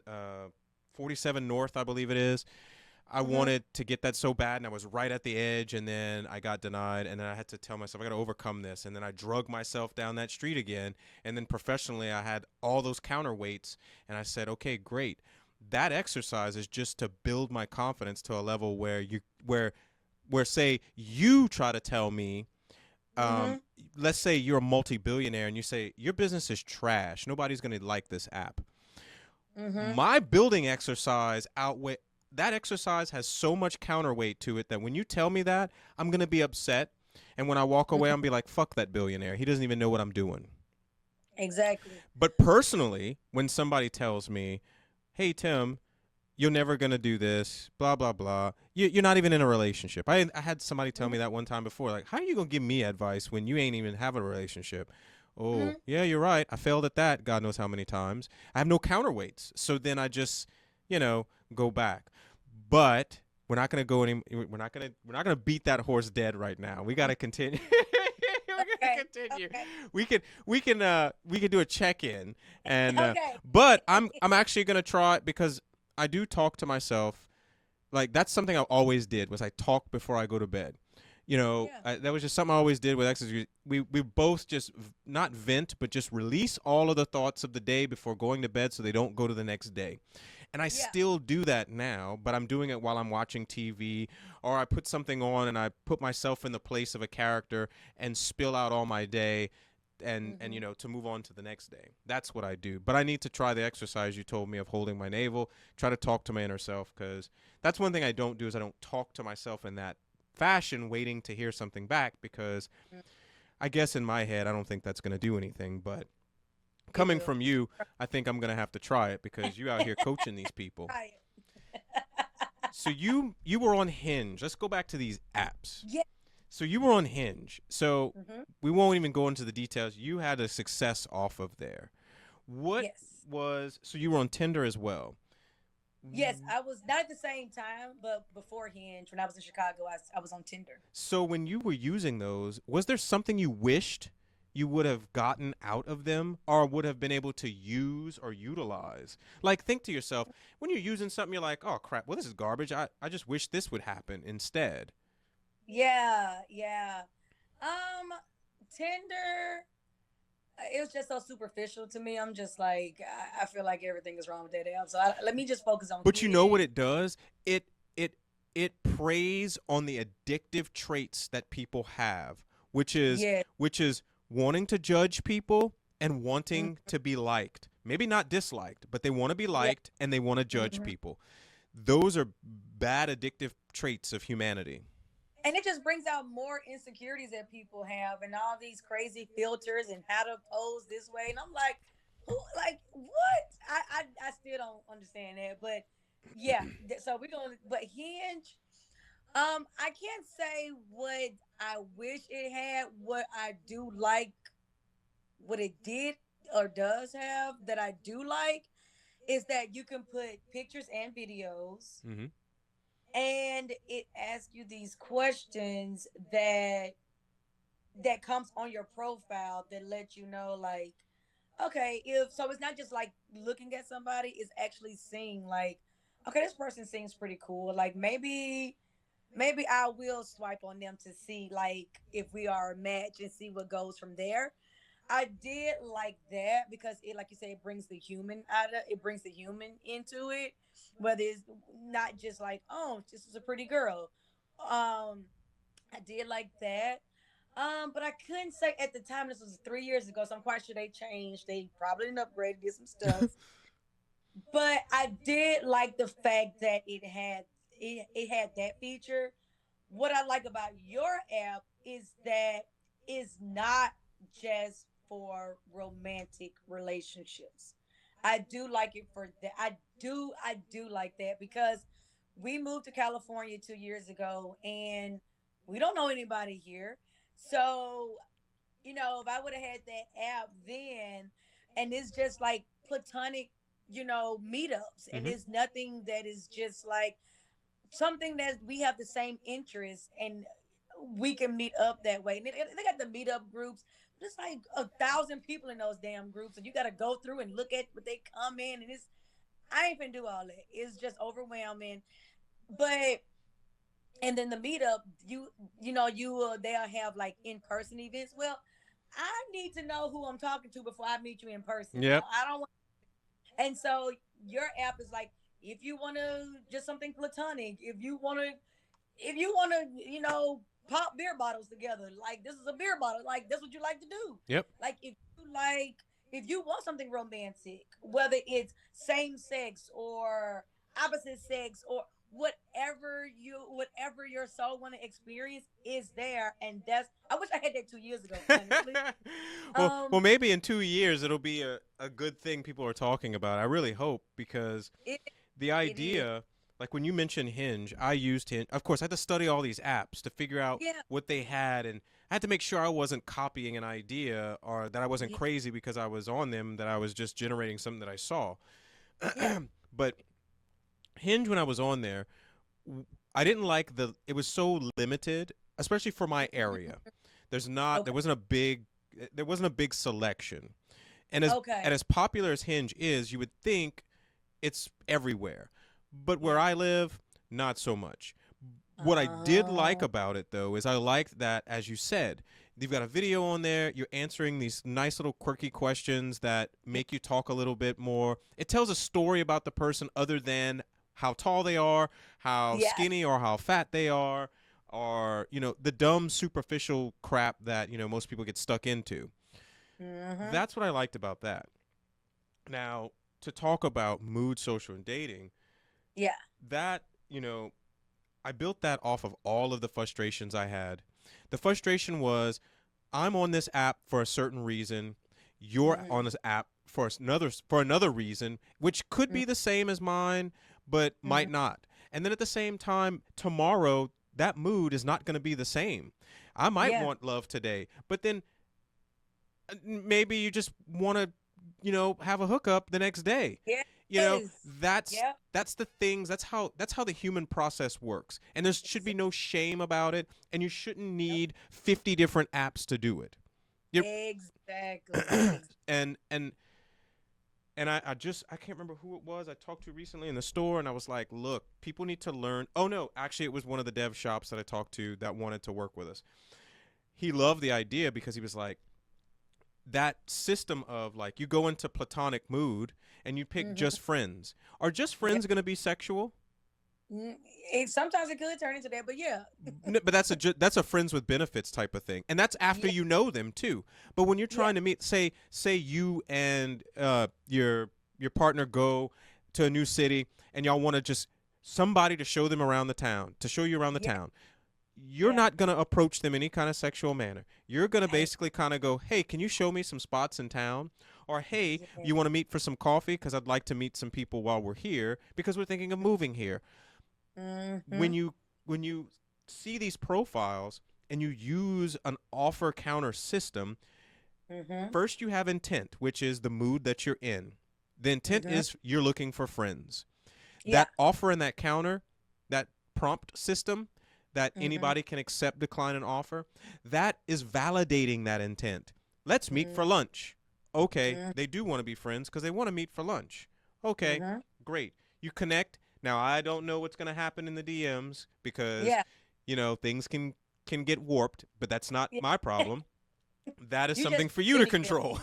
Yeah. Exactly. You did So your part. but those basics of socializing and in a way being direct and being intentful, people have forgotten how to do that. They're Yeah. treating people like disposable objects, which everybody's wasting their time on. You're wasting time. And I did find people on apps that would be like, I'm just killing time. Why are you killing other people's time then? Why? That makes no Yeah, sense. and out of all of the moods that I chose, I'm gonna pull up the app in a little bit because we're gonna Yeah. we're gonna do a little exercise. But Yes. the thing about socializing with people is even if you don't have intent, you want to enjoy the time that's passing. You don't Mm-hmm. want it to be negative. You don't want it to be combative. You don't want to walk away where somebody's completely upset. And Yeah. and and honestly, you don't want to waste other people's time. Maybe you're wasting your time because you have that to waste, but other people have other means in which they may want to waste their time. You know? Exactly. Exactly. So those are my frustrations with dating apps, and this spans back to 2011. And Mm. because that's how I've met my exes, and that's because once Mm. again, I don't like clubs, I don't like loud things, I can't get to know Mhm. anybody with that. I need a one-on-one, because just the way my brain works. I got to process Yeah. stuff. I'm paying attention, like you said. Words are powerful. I'm paying attention Yep. to words. I'm paying attention to the little subtleties that a lot of people just let fly by. But that's why I've never Yeah. had drama in my life because guess Yeah. what? I catch those things and I'm gone. So, I mean, all the stuff. As a matter, you probably have a wild story because you have probably met more people off of apps since you were firing off all these dates.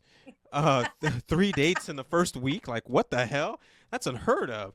Like, what's the craziest thing that you got from these apps? Because if you've met so many people, you Mm. got to tell me somebody was wilding out. Well, it's so I had more craziness with the Tinder, but the 3 days from the Hinge, I had 3 days planned, but my partner now his date was first, and I canceled the other two. So I never went on those dates. So Ah, you lucked out then. Oh uh, well, doggone it. So tell me the Tinder days then. And what? so the Okay, What do you Okay. think Tinder's for? What do you think Tinder's for? Do you think it's for Um, love? Do you think it's for hooking up? Like, what no. would you categorize it for? Tinder is definitely like it's known to hook up. Like Okay, that's just it's like it's a hookup site. okay. And you see, Like and that person. is and that can actually sway somebody from using Tinder. If Yeah, you think about it, because let's just say you say it's a hookup app, I'm looking for love. I'll never download Tinder. that's exactly why I didn't go back the second time when I moved back to when I was on Tinder originally. That was in 2017. No, 2016. It wasn't really the hookup app then, Mm-hmm. but by the time I got back on it in 2020, it was definitely like it's known, like it's a hookup app. I didn't even go back to it. I went straight to Hinge. Well, Why I why did a would research. anybody, a company, allow themselves to be niched into one market though? That's the thing. Remember when we were in the blocks, Mm-hmm. segments of the industry. Isn't it Yeah. better to be in more segments because you can actually capitalize off of all of the different types of segments that are out there? Guess what Oh Mood yeah. does? It hits every segment. Yeah. And Yeah. because You it, can overlap. You can overlap with so many different demographics like and I everything. said, today Yeah. I'm in the mood for love. Tomorrow I'm in the mood for friends. The next day I just want somebody to get high with. And all Yeah. these moods you jump from, you get Yeah. exactly what you want. You meet the people you want. Exactly. And It's you like know exactly what they're looking for because it's yeah. already predefined when you go in there. It's like having a personal person assistant for you in every state. Well, well, there's more things coming when you talk about an assistant because there is the AI sidekick that we have Oh that's going my to god. get down. But I'll say this now: um, the thing with AI being integrated in the apps, they're doing it. But you know what the AI is doing? It's not going to be AI you control. It's going to be AI that, yeah, it's going to learn about you, but Mm-hmm. it's giving it back to the company. How Uh-huh. I'm doing it, because the company's going to learn more about you to try to get you more matches. Got No. For Mood Social and Dating, our little Moodily, because that's what I call her, oh Moodily is your AI sidekick that you teach, you train, you feed her information. She's your own personal algorithm that you control. And when you think she's not going right, you purge her, you wipe her memory, and you start from scratch. And us as a company, we're not using that data to do anything more than provide you your own sidekick. We can't go in there and tweak it and change who you see. And Moodly's not going to stop you from seeing everybody either. You're just yeah. going to connect with people and maybe talk to Moodly to see, well, what is this person like, compared to the people I've talked to in the past? Do you think I'm compatible? Blah, blah, blah. And Moodly's just going to give you suggestions. She's suggesting things for you to think about and make decisions, not make the decisions and plant 10 people on your plate for you to pick. No, Ex- because I'm telling you, this is the only time I'm going to say it. Variety is the spice of life. You need to pick what you're looking for in a way. You need to. You need to figure yes. it out, not have an algorithm do it for you because I don't believe in AI and algorithms finding the perfect person because once again there's not a perfect person. You need to interact with different people. Yes. That's why I don't I mean, I watch it, like we watch it, Married at First Sight. Oof. And I'm just like, and they never last. I'm like, how I would never put these two people together. What is wrong? This is what they say some on a piece of paper. Like No, no. this. I could not do it. And I know that these companies, that's how they're going to use AI. They're going to get AI and you're going to be stuck in this vicious little cycle, this trap, and you're in their algorithm and the algorithm is giving you what it thinks you need instead of Yeah. using it the right way where you get to manipulate it how you need it to be done.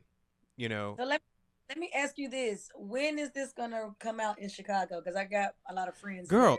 anybody can download the app in the United States right now. Yeah, I know, So, but but the problem is though, I'm not marketing it anywhere. We got 1,000 users on it right now. Very, very low. The okay, basic bare bones MVP. It's so sad. You're gonna laugh because when I walked away from Legend Tell, which was what we were on the blocks for, hmm um, I walked away. I was just the CTO. I always called myself the interim CTO because I didn't. Once again, that was me going. I can't wear a CTO title. What am I talking about? So, when I stepped away, my no line of code was written because I'd put so much time in the Legentel. I Mm, started April of last year, and we got that app out December 30th. We launched it mm. December 30th with I think there's 7 bugs in it now. Okay. Legend Tell's not done to this day. That's all I'm gonna say. um, so that's me jabbing Brandon. And I do that a lot. I guess I'm spiteful and Do petty. y'all Yeah. still talk? Huh? Do y'all still talk? Just sidebar. No, he cut me off whenever I told him that he needed to form the company legitimately, and there was he found an attorney that believed in the product and said, I will do all work pro bono. You don't have to give me any equity because I'm here for the long ride. Whatever y'all need me for, I will do. When I told Brandon to form the company as a corporation, as a C corp, because he's a Yeah. tech startup, he needs to Yeah. do that. He said, I don't have the money for that, and that's not a priority for him. I was like, if you're not going to form it as a company and I'm not going to get my shares, you're telling me that you don't care about that I'm not a priority. No, we just need to Exactly. finish the product, blah, blah. I was like, your investors don't even have equity, and you took over $100,000 from people and put into this project you can walk away from. You're going to fuck them. I said, Yeah. which means you can fuck me too. So let's Yep. make this a company. He got so pissed off. He got the attorney on the phone. He got the investor on the phone. Got me on the phone at 9 o'clock at night, which was 10 o'clock New York time. Hmm. And that attorney got on there. Well, Tim, you might be bringing up some, Brandon's, he was on Brandon's side. I was like, so hold on, Dan. So you telling me if this company is not formed, that Ronald that gave $100,000 just basically shredded $1,000 check Pretty much. That's what happened. because Brandon doesn't owe him anything. I was like, we need to form this as a company. We need to issue the shares to the people that are involved and put it on a vesting schedule. And the weird thing is, Freda, didn't we have a course at the blocks about this? Yeah. That was when it like course one. Like, So I was also mad about that because it was like we spent a week there and you didn't you, absorb that and say, let me take care of my people. There were other things that were going on too that just weren't adding up that made me decide to step away. as So you should. and what's weird is Dan said on the phone, he goes, "Yeah, I can form the company for free." I was like, "Brandon, why didn't you just tell him to form the company instead of paying hundreds of dollars to do it?" The man said he's going to work for us pro bono. Put him to work. He still I don't know if he did it, but he didn't issue out equity or anything like that, and I waited like a month. And then I said, "You know what? I'm walking away from this." And apparently, he thought that was, well, fucked him. I'll never be his friend again either cuz he stopped talking to me after that phone call. Like done. I could go through my text message feed where he'd be talking ideas to me all night long. All night long. After that phone call when we hung up, the text thread stopped, the phone call stopped, everything. And I waited a month and I Hmm. said, "Where's the equity?" And he was like, "We're not doing that right now. I formed the company. That's enough." Oh, I gotta go.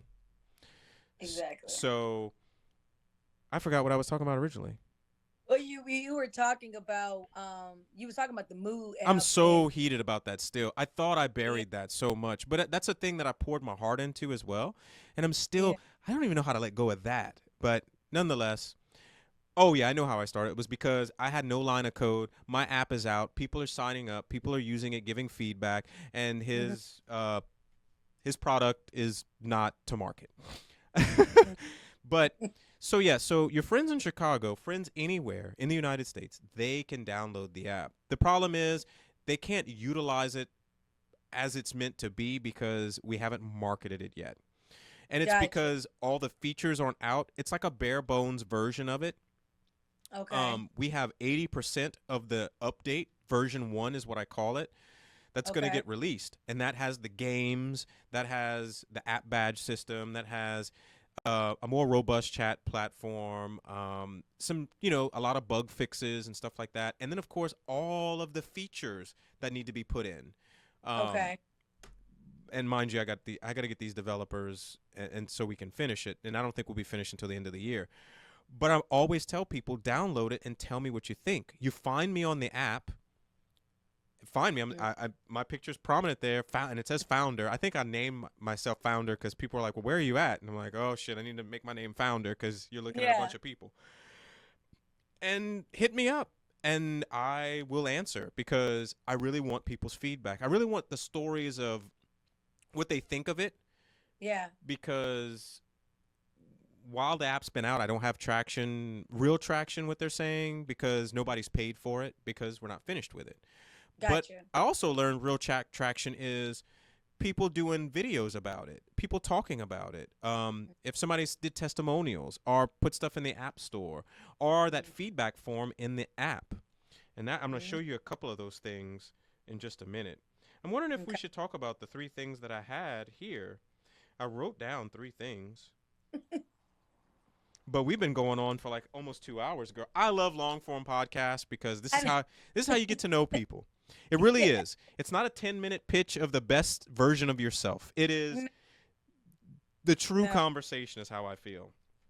Um Now, I think we hit a point of just like talking about being our own worst enemy, and that's kind of what you do as a profession, is just trying to overcome people being their worst enemy. Yeah. But is there a point where you think anybody completely gets rid of that? Because if we're all growing, we're all learning things, you're always Hmm. going to have that little devil on your shoulder. Yeah. Yeah. And I don't think it's nothing to get over. It's just how do you commune with it? Because the devil and the angel on your shoulder, you need both. It's like I hate, we as humans, we have to, it always have to be just all good. Like, how do you know what good is if you haven't gone through bad? Like, Yeah. you have to know what the opposite is, right? So it's not something you will ever get over. It's just how do you talk to it better, right? So for an example, when you have those self-doubts come in, you, instead of like, they're not going to just stop coming, oh, Nope. it's like If they don't, I think something's wrong. your brain dead or something. Narcissist. Like, so, but instead of believing it, your response will be, huh, that's interesting that you're saying that, or I'm thinking that.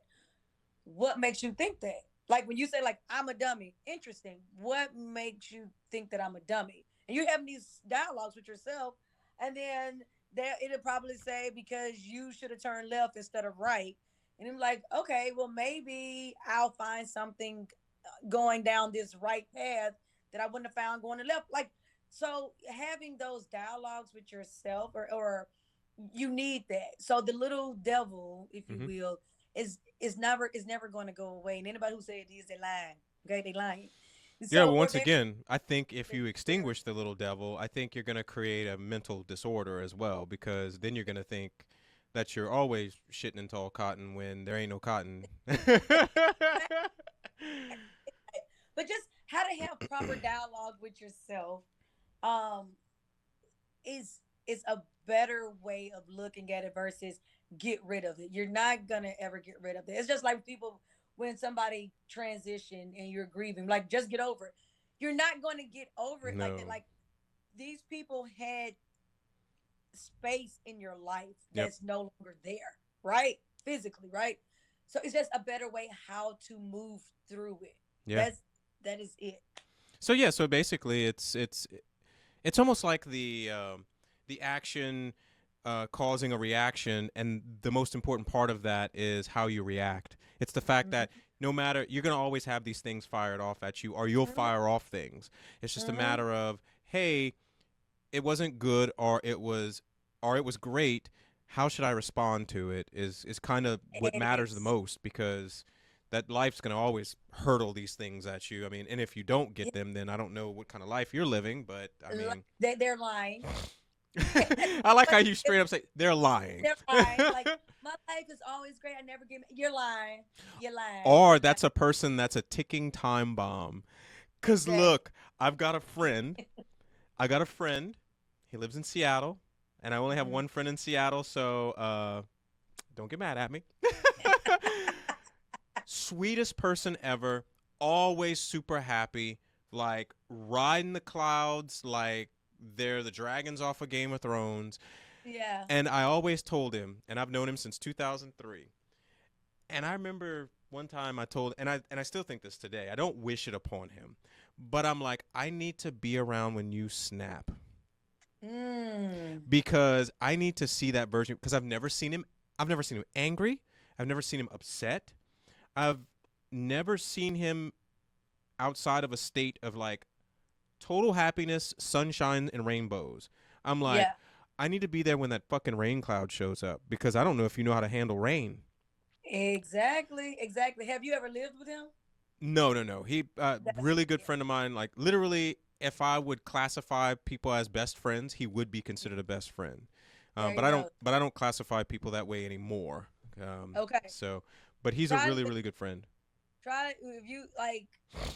People will say that about me, like she's always happy. I never seen, but if I bring in my partner right now, he'll be like, "That bitch is crazy." Where you at? I need to hear. I don't even need to know that because you already know that there's supposed to be both sides, and your little devil is there too. So. Exactly. So yeah, everybody have their own crowd. It's just, do you shovel it or do you just scoop it up with your fingers? Like it's, you know what I'm saying? So Yeah, it's yeah, just, it's how you deal with the crap that's coming towards you. That is because life is gonna always life.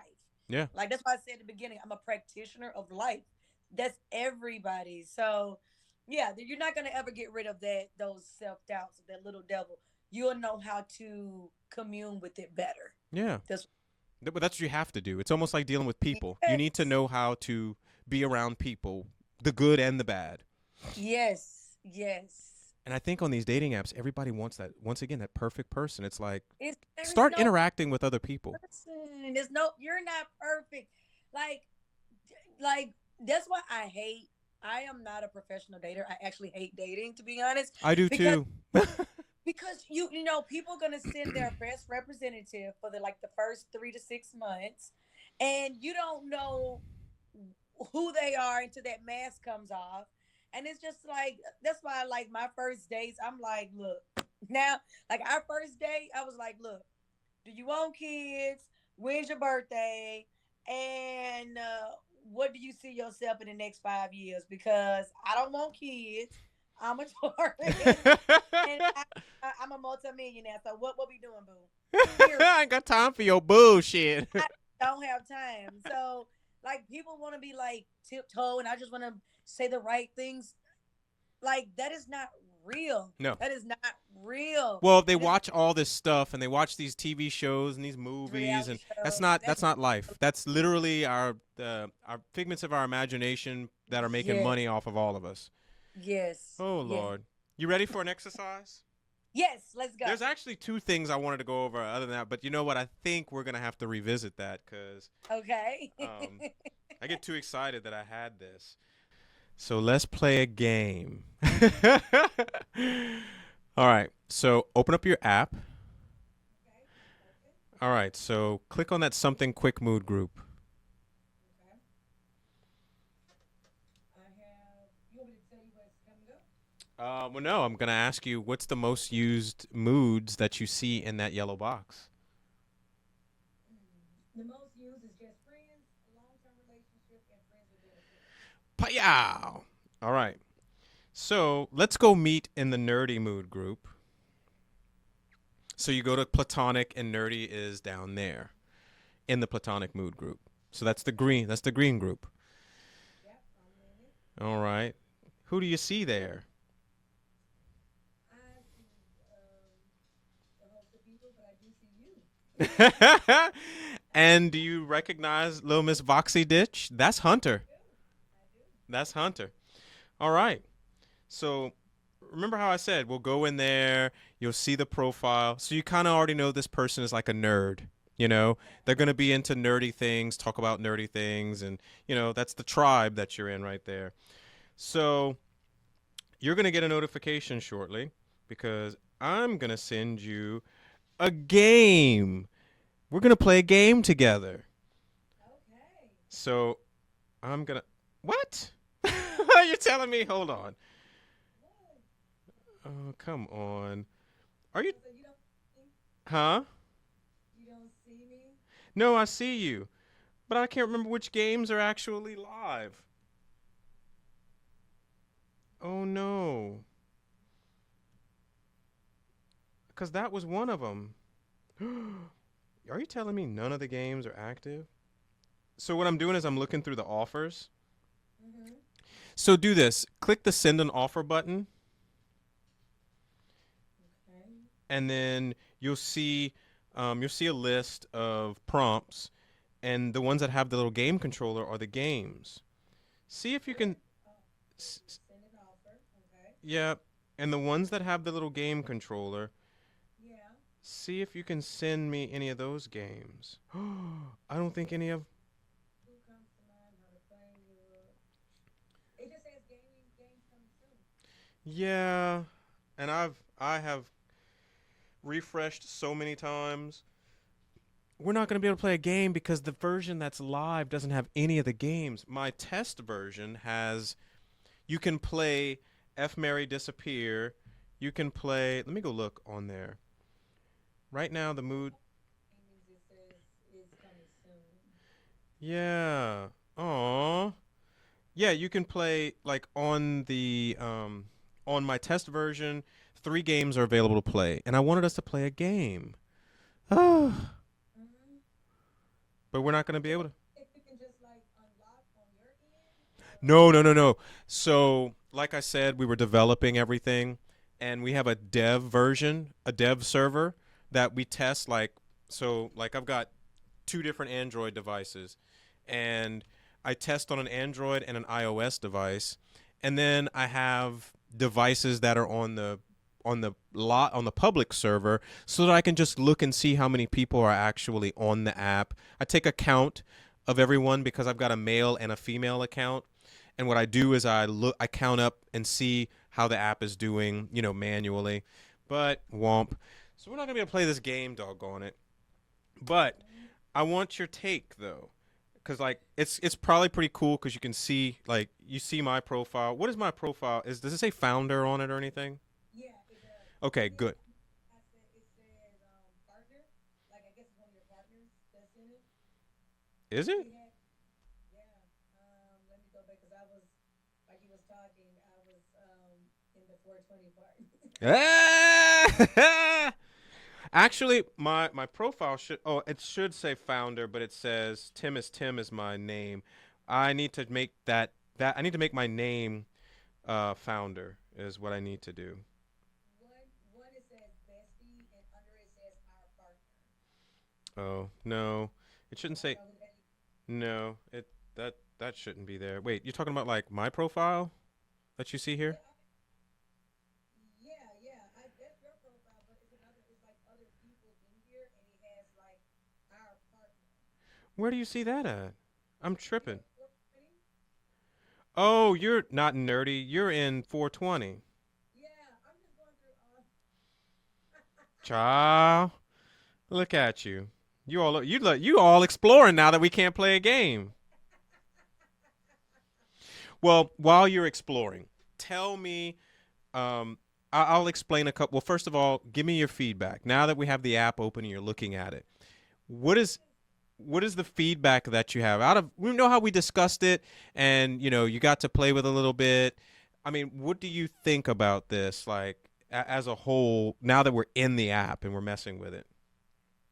I absolutely love the different boxes, but also um I like excuse me how it asks you like what mood are you in for right now? Is it something quick? And then when you expand it, because you're not thinking like, well, okay, something quick. But is it friends and benefits? Is it threesome and swingers? By the way, I need you to add some better looking people. But the point is, Wait, what?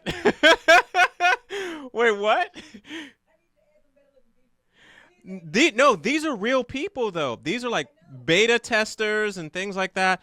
But mind you, these are just like the people that have accepted doing the test version. So, I mean, there's going to be a wide variety once we start, promoting it. But Yeah. at the same time, you're not going to find any bots. So those hyper photogenic, are these real people or not type of profiles are not going to exist. These are going to be everyday people.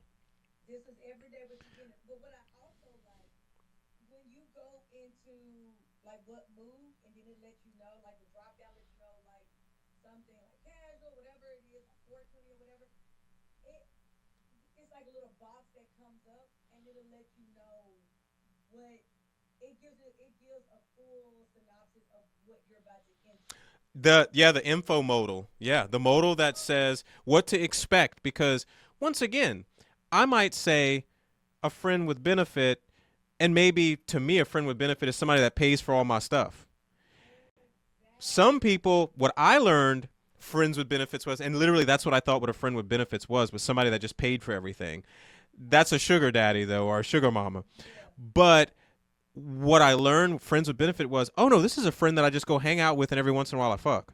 And I'm like, Yeah. oh shit, I don't do that with my friends. Hell no, I'm not doing that. But of course for me, intimacy is a whole different level. It's only for one person that I decide to be intimate with. But once again, that's those perceptions you need to be clear and transparent about, and this is what the app is doing. It is making sure that there is no confusion on what you're getting into when you talk to people. I love that. Now let me ask you this, because when you at at the bottom of all of our like thumbnails, it lets you know how far away people are. Yep. Will it, like, once you release it, could it just send me people close to me within like a 50-mile radius? Yeah, go to the top, like go to the Okay. on the bottom nav bar, click moods, and then you'll be brought back to the screen of the mood groups and selecting. Go click on that little marker up there that says all, and then you can move to 50 miles or 100 miles, and Oh, you'll only see those people that are within that mile radius. okay. And Gotcha. then, of course, there's going to be the eventual go global where you're going to visit other cities and all this other stuff like that. And you can mark yourself as traveling and visiting so that people know that you're I not love from there. that. Yeah. So when you looked at my profile, if you clicked on it, it probably should have said I was traveling. Let me do it. Did you leave? Cause What mood are you in? I'm gonna go back to nerdy mood, and I'm just gonna stay there. yeah. And then Okay. when So I'm at 30, and it has you traveling. Yeah. yep. So that just lets you know I'm not from here. I'm actually passing through. Um, Yeah. and honestly, you can when you know that person is traveling, you can go, "Hey, so what'd you think about? Yeah, are you staying here? Are you going to the game later? Blah blah blah." There's these things that help you open dialogue and know how to approach that person. I love that. Okay, and you're in. Okay. Yeah. I love that. Now, one thing I will tell the audience now, which you don't know you can do, because when you set up your profile, you don't get very, you don't uh, do like you don't put in your health and physique during your setup. Even if you go into the more in-depth profile where it's asking like religious beliefs and all this other stuff, um, I don't go into the health and physique because that's not what I'm focusing on. But when you go to your profile and you edit, you're going to see there's a health and physique section at the bottom because I'm not making it the forefront of your profile. And you can go in and then you can edit, protection, prevention, HIV status, vaccination Oh, stuff. I think that's yours. I was like, Yep, height, weight. Yeah, you can put all of that in there, you know, when go to edit your profile and do something more, because I don't want that to be the central focus of why you're on the app. Now, mind you, if you're in the something quick, people have those preferences. You better put it in, you know? okay. I like that. Um, I'm noticing it says upgrade to gold. What will that be? What is that? Yeah. There's a lot of little things that are in gold. And I don't want to spoil it right now. Oh, okay. Cool. That's coming out in the update. There's there's just now if you see this, everything that you see right here is free. Like anybody can use it for free, and they'll always be able to use it for free. The gold features are just going to help you better narrow down similarities or opposing people. Or, once again, you get a global grid. Things like that. And then, we have these, there's going to be paywalls. You're going to be able to send only so many offers. Your inbox is only going to be able to have 15 chats in it because guess what? You need to manage your inbox. You need to manage the people that you have in your life. This app is going to be part of life. You need to manage them. You need to either talk to them or you need to let them go, not collect them in your inbox like Pokemon. Gotcha. Okay. I don't have anybody in my area. Yeah. Probably just Hunter because do 100 miles. Well, I don't know. What part of California you're in? 400 and something. She's in SoCal. So you're not going to get it. So every time I talk to somebody, I get them to download the app, give some feedback, and then if they want to share it with people, when you share it, just say, look, it is the basic MVP. It is something that's just being used to get feedback on. How do you like it? Talk about it, share it with other people because it can be used. You can chat with people. You can do all that on there. There's bugs though. So it's not the final version. So yeah, Freda, if you want to tell your people in Chicago, download it. This is the one to download right here. This is the one that has all of this stuff in there and you get to, you know, and you get to tell them, hey, look, I mean, I know the founder. And it's not the final version. This is not the final boss. I like this. And it's so user friendly. Like, does that make sense? You get on some apps and you like, where in the hell am I supposed to go? Yep. Like, Yep. No, no, no. but I get it. That I mean, you get people build these apps and they're very confusing and whatnot. I want it to be so direct, and that's what I did. I made it towards where it would be very direct. It would be very easy to get to where you're going. It's familiar to some of the things that you've been using before as well. And yes. yeah, I mean, Also, let me ask you this. Like, okay, I'm sorry. no, no, go ahead. So right now it says most used is just friends, long term relationship, friends with benefits. Like, say I use this every day and I go straight to platonic and I'm in the nerdy group every day, and then I'm going to public meetups and I'm going to politics. Will that most used change day to day or week to week? Like Most how? most used is based off of where you live. So if you narrow down to 50 miles, the most used moods are going to pop up for that 50-mile radius. And the reason why is because maybe like say I live in Lafayette, Louisiana, which is a very very very small town compared to where you live. Where Yeah, you live, there's millions of people. So yeah, the calculation of those millions of people using moods is going to be different than what the calculation of people here are because people here are more religious. They're probably going to be mhm, long-term relationships. They may even be politics, and they might be just friends. Where you are might turn into kink and fetish, yeah, NSA, and maybe NATO because it's a hipper town. They're more open-minded, things like mhm, that. So your most used is going to be different than mine, which also helps you know that people are using it, but maybe where you are, they're not using it like you are. Maybe I'm not going to say you'd mhm. be the outlier, but you won't feel like nobody's using the app. It's just they're not looking for the same thing as you, which there's Gotcha. nothing wrong with. It's like, oh, okay, well, maybe one day somebody will be in the same mood as I am.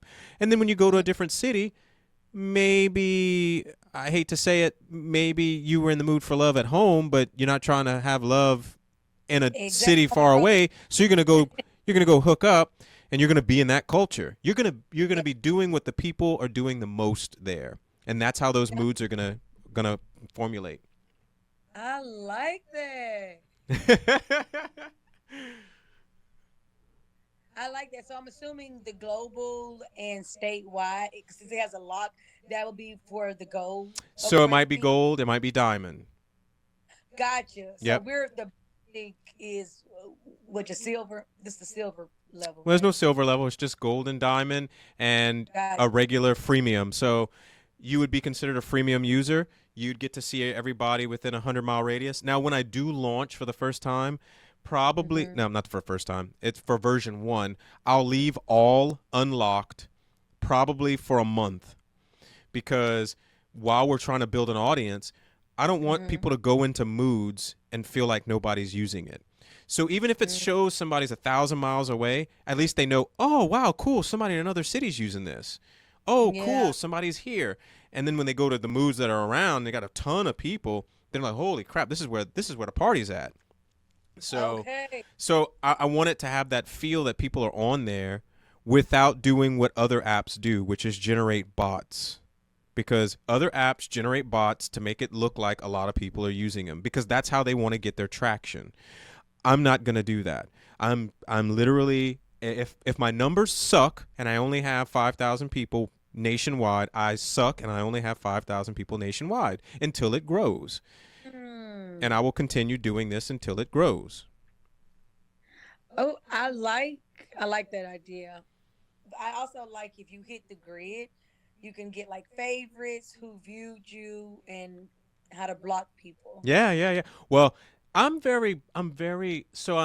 I'm I'm so against blocking. Now, one of my staff members said, "No, we should have a block feature." You know, Yes. and maybe tell me what you think about this. I don't like block because, once again, the dating apps have taught us how to dispose of people and how not to socialize.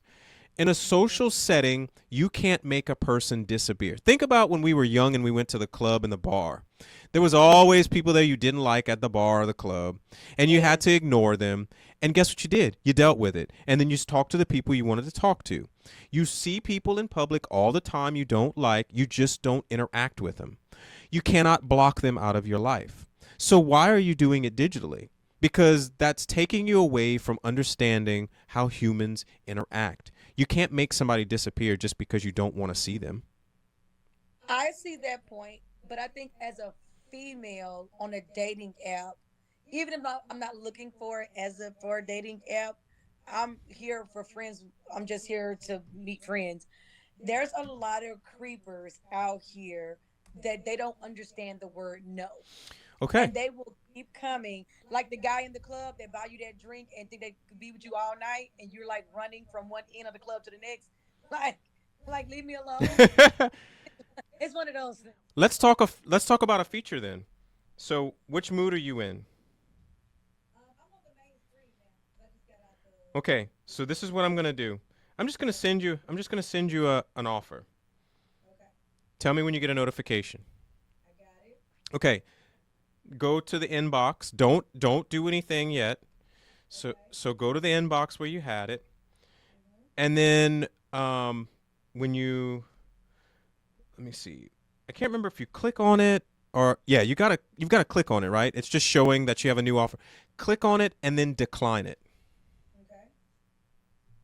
You have declined the offer. Yes. To send another offer, attempt connected with Tim within 24 hours. You both will have to find each other another move. Okay. Yeah. So I'm trying to minimize harassment because that person might want to keep harassing you right then and there, but at the same time tomorrow they might be a little different. They get to try again in 24 hours. And to be honest with you, if they want to harass you, they're probably going to forget about you by tomorrow because they're going to be so mad and they probably won't. And then they might not see you because you might be in a different mood. Exactly. Exactly. So if I'm can I message you if we're not in the same? Say if I wake up today, tomorrow, and I'm like, oh, I want to see my friend Tim. Can I just go directly and message you, or do I have to find you in that mood? You're going to have to find me. Once you connected with me, then you can message me anytime because then you'll be in that chat inbox. Okay. So, But we connect, and I'm like, okay, I like Tim, and we connect, we start chatting, and you start talking about some weird shit. And I'm like, I don't want to talk to you no more, Tim, because I thought you was cool, but you're not cool no more. And so I in the want to, chats, when you go to those chats, all you got to do is press and hold and delete that chat and they're disconnected from you. gotcha. Okay, I like that. Yep. Okay. So, and then what has to happen is they'll have to find you in the same mood and they'll have to send you an offer. But you can also, if you pay, you're going to block them then. You will, and this is where the block feature got convinced to me was that person just turned sour in a chat and you Yes. don't want to deal with them anymore. Well, guess what? In that chat, you can go and block them and then you can go delete that chat and they'll be disconnected and blocked. Oh, I like that. Okay. So there are measures because once again, one of my staff members, she told me in an instance, and she's a female, and she's like, well, she brought up the same thing as you. She's like, as a female on dating apps, we get harassed a lot. And she's like, I don't want to deal with that. And I was like, I get it, but you have to connect with them to be harassed. They could send an offer, but guess what? An offer expires in 72 hours. You could leave that offer in that inbox and never have to deal with it. And you know what? If it expires, it expires. They'll have to send another one. But in 72 hours, will they find you in the same mood? Who knows? Exactly. So it forces you in a way to deal with the person. But then now I said, okay, after we talked about it, and she was like, but I keep getting harassed by them. I was like, okay, that scenario, we need to block them then. Because if that person's going to keep hounding you, then you'll block them. Exactly. It's so important. I actually know a classmate who actually was killed because Wow. well, he was at a picnic.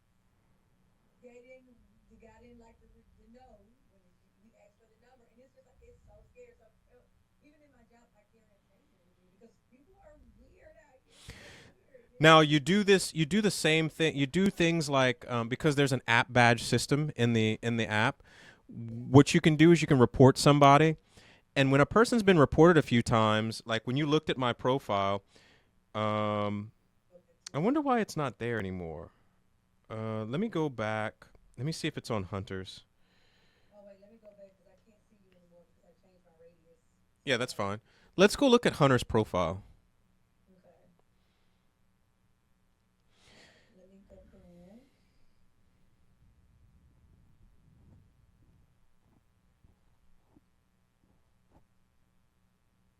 Mm-mm-mm-mm. Girl, we've been talking longer than I talk with my friends. Oh wait, what friends do I have? I'm just kidding. Ah. But let me know when you get to her profile. Yes, I am there. Click on the little question mark. Profile badges. We award badges to each profile based on the person activity and behavior on mood. These badges reflect the personality, preference, and commitment of each person and adding an extra layer of authenticity. Okay. So let's just say you're talking to somebody and they're in the long term relationship mood. I'm looking for love and blah blah blah. But you feel something's fishy about him. Then Mm-hmm. you look at his app badge and it shows he's the NSA champion. Okay. What does that mean? He hooks up a lot. Yeah. So that doesn't vibe. You can either ask this person, well, did you stop hooking up? you know, Yeah. the badges are going to be generated based off of how you use the app. And then that little plus sign, Okay. let's just say you met the person, they were creepy, they made some weird motion, or they tried to harass you, you can Mm-hmm. rate them a 1 star. And what happens is when you rate them, then what happens is sometimes it'll prompt you, well, how was your experience with this person? Were they talkative? Little questions will pop up, and when you do 1 star, 1 star, 1 star, they're gonna start generating a little badge that just says suspicious. Now that person cannot see that badge. Everyone else sees everyone's badges. You cannot know your own badges. God, I like that. You'll never know what badges you generate. Everybody else sees the badges you generate. And the suspicious one is will be put on somebody's profile. They'll never know it unless they're friends with somebody and go, you got these little eyeglasses on you. What is that? Oh, you're suspicious. What have you been doing? And it takes a number of those for that to happen. It's not going to happen with just like 2 or 3 visits. It's going to happen if this person is habitually doing this and people are actually using the rating feature. You're going to start protecting everybody around you, and that person's going to have some badges that reflect how they've been treating people. Okay, good. Okay, I love that. I love that extra layer of precaution. Yep. Now, how come you and Hunter you all can set like 5 to 7 pictures, but when I was doing my profile, it only allowed me three. Did I do something? Is No, that that's a correct? that's a staff thing. Oh, okay. So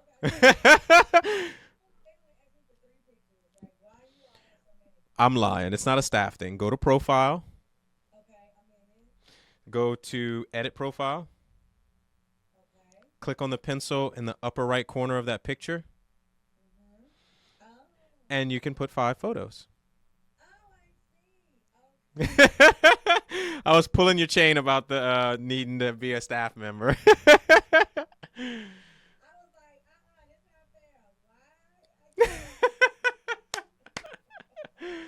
Oh, but while I'm talking to you, I need to change my little thing to say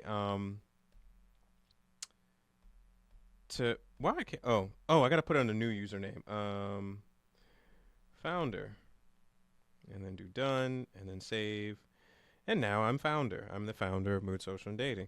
And one thing I gotta notate here is that we need this to roll birthdays, to change ages.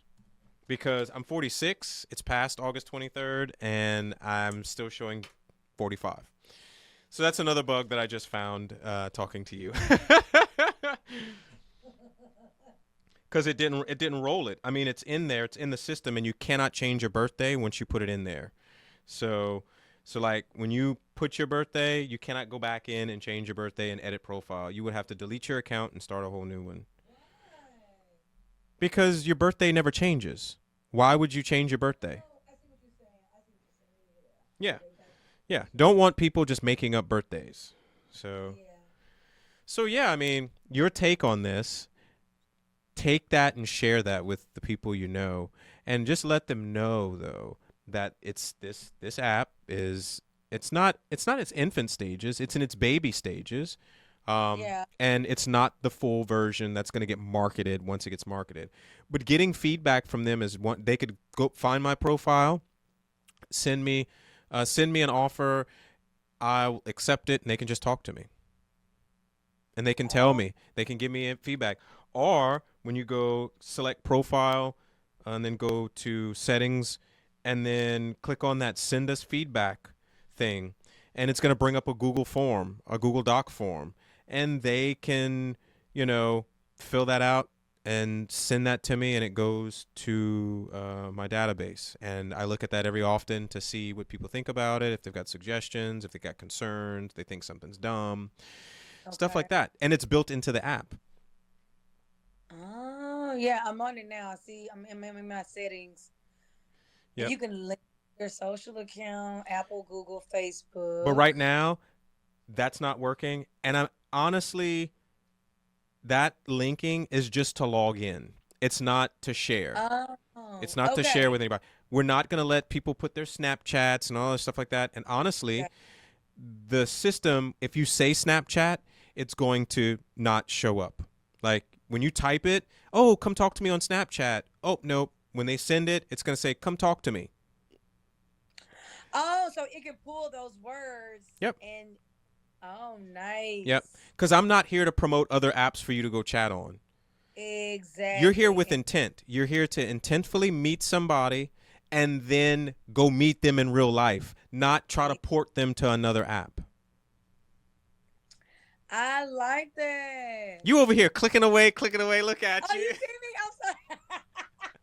me? I'm So yeah, I mean, with this method, I mean, do you think it's something that you could see like 5 years from now? I mean, what do you think? sorry. Yes. Like I'm ready for you. Come on. Let's I need these developers, girl. Shoot, like more literally. developers. Like I know code and I design things, but I'm more of a runner and a visionary. That's one thing I learned. Yeah. I don't like writing code. And while I like designing things, I don't like following practices and procedures to make things the best and all that. No, no, no. I got a visionary. I've got something that I want the public to get. I just need the right people on a team to make it happen. And I can Yeah. guide them in a very positive, embracing way, not corporate, you better, I fire you, you're dumb. Blah. No, no, I don't like that. And I Mm-mm. literally want the company to be like a staff of 20 that are on for a lifetime and no more than 20. Because I don't Yeah. care if it's multi-million dollars. I don't care if it makes a billion. 20 people can manage this app. That's true. That's true. You don't need And a it's a lot of bureaucracy and all this other stuff and blah, blah, blah, blah, blah. Maybe you need a marketing team of maybe 30 people to handle a worldwide distribution, and that you can outsource. yeah. So, So the only thing out of on the grid that's not working is the gaming part, correct? correct. It's going to just say coming soon. And the game that I wanted us to play, that's not working. But hey, maybe oh no, it won't be till next year cuz once again, I got to have the developers to finish the games to make them ready for play for the public cuz there are some bugs with it. And there's only 3 that are available. And my co-founder didn't want to release any of the games until we released all of them. He was like, I don't want to keep releasing a little bit here, a little bit there. Plus, if you release the That makes- games, it would have released all of the features and everything that are not fully done. So I was like, okay, whatever. All right. Meh, meh, meh. Okay, okay. Mm-mm-mm. I'm gonna tell my partner to download it, the right one, because he has an Android and I have iOS. the Yeah, yeah. I mean, literally, I'm telling you, Frida. Even after this discussion today, I mean, if there's something you go, hey, I got a question about this, anything, you know how to contact me. Just hit I me know. up. Just I hit me want up. to be that person. You like, damn, what's wrong now? Or whenever our declined offer expires, you'll be able to send me another one, and I'll accept it, and then we can chat from there. But yeah, no, I Oh mean. gosh, I'm so proud of you. I think I said that to you before, but I am so effing proud of you. Like this is innovative, and for you to just create this, whether you believe it or not, from your experience, from past experiences, Mhm. it's amazing. No, I think I'm onto something. I really do. Yeah, It's not the same thing that everybody else has been doing where it's so focused on a bio, it's so focused on tags, it's so yeah, focused on picture suggestions and how to do this and swiping. It's not that. It's actually getting back to the basics of socializing and getting to know somebody um, before you even get in that chat. Because also, an offer you can send to somebody is play the game and you learn a little bit about them, and it instigates a conversation if you decide to connect. Why did you choose to fuck that person and marry that person? Type stuff like that because we've got yeah. the F Marry Disappear game, and I think that's quite fun. Um, I but love that. they're little fun games to play with people before you connect. And then in that gaming group at the bottom, people might just go on there just to meet new people through gaming with them. You Yeah, play these little games and you connect and you have more people to chat with from around the world because that gaming group is going to connect you with people anywhere. It's not going to be restricted to that area. I mean, you'll be able to do it, but you can set it to all and play games with that everybody that's wanting to play a game. I love it. I love it. I'm Yeah. so proud. Well, I'm I mean, is there anything you can think of? Anything you want to say, shout, ask me before we go? Because literally, this is one of my podcast episodes from my previous business that we're almost at 3 hours, girl. Oh gosh. All right. And I know Okay. for you, time is money. I don't know if I'm taking money out your pocket right now. No, we're just gonna go out to dinner, but yeah, no. I just want to say, keep up the great work that you're doing. I will hold you accountable to make sure that you keep yourself first, your personal self. I know you got the business down pat. I'm talking about you personally. Okay. You're gonna have to check in on me on that because I am not good at that at all. I I'm know. horrible at that. I know because that's not a priority for you, but I will make it a priority for you. She said she gonna check on me. But I need that. Like I literally Yeah, do. And I think with my exes, that was the one thing that was the balance in my relationships was I had the work ethic that carried like the world. And they were the personable people that would want to go, let's go to this party. I know you don't like it, but it is a small party. It's a small event. Hey, friends are coming into town, Tim. Remember that. Let's go have dinner with them. They were yeah, the more sociable people. And because I loved them, I'd go do it. But yeah, on my own, I'm not doing that because guess yeah. what? I'm the 90-year-old man that's like, I don't want to do that, and I'm not doing it. But with a Exactly. partner, that balance happened, and I was like, okay, well, they want to, so I'm doing it for them, you know? Yeah. So, Yeah. so yeah. Good. And maybe that's a flaw of mine. I don't know, but It's not. It's not. It is. It is just what you like, and you know yourself what you like and what you don't like. There's nothing wrong with that. So okay. good for you. As long as ain't nothing wrong with it. I'm like, oh, Lord, I'm broken in all too many ways, girl. No, you're not. You are Oh, not wait a broken. minute. Let me stop. She said, I hold you accountable. Don't say that bullshit. Well, next time So we talk, Frida, I think we need to talk about, because you were an author, you had a book. yes, I'm actually working. My second novel is actually in the hands of the copy editor right Don't now. say anything yet. We're gonna have I'm to not. talk about that at another Yes. time. And you might end Yes. up being like, you might be another guest. You might, and who knows? I might have a third person, and maybe you could talk to Yeah. them or something like that. And it's Let's not do like I it. want to milk you for your talent, but it's just like you're good to. I think because of your profession, people like you need to actually be partners on the app, and that means, you know, when you look at the app, you're going to see these partners on there, and those Mhm. partners offer a service or a product to users, Oh, and okay. they market their business and themselves for free on the app. Oh, oh, that's awesome. So down the road, I think that's something you could do, because with dating apps, what are they selling? Yeah. Viagra, poppers, and all this other bullshit. No, you know what people need? They need to Yeah. make sure they're in the right mental space to actually meet somebody else, or they need to Hey, make sure that their life is in check before they drag somebody into their dumpster fire. yes. Yes. Can you say it again for the person in the back, Thank you. please? And people like you, Frida, help people not be that dumpster fire. That Yeah. you're trying to help, you're trying to make them the best person of the best version of themselves.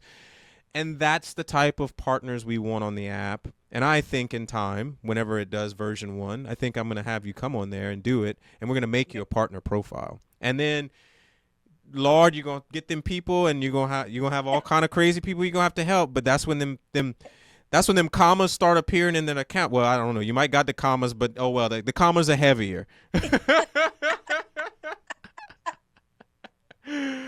So yeah. But I will humbly accept it.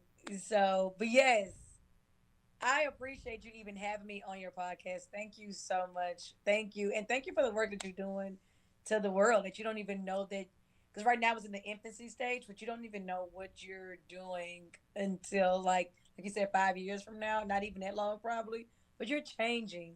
You're changing the world. I hope. Ooh, child, it needs it. It needs a lot of help. Yes, it does. Hmm. Lord knows. So Well, all yeah, right. Well, I'm gonna tell everybody goodbye here, audience. That was Dr. Frida. You can catch her on Instagram at what? at Doctor underscore Freda underscore coaching. And I'm gonna put a link in the bio, in the comments down here. And as always, till next episode. Bye bye.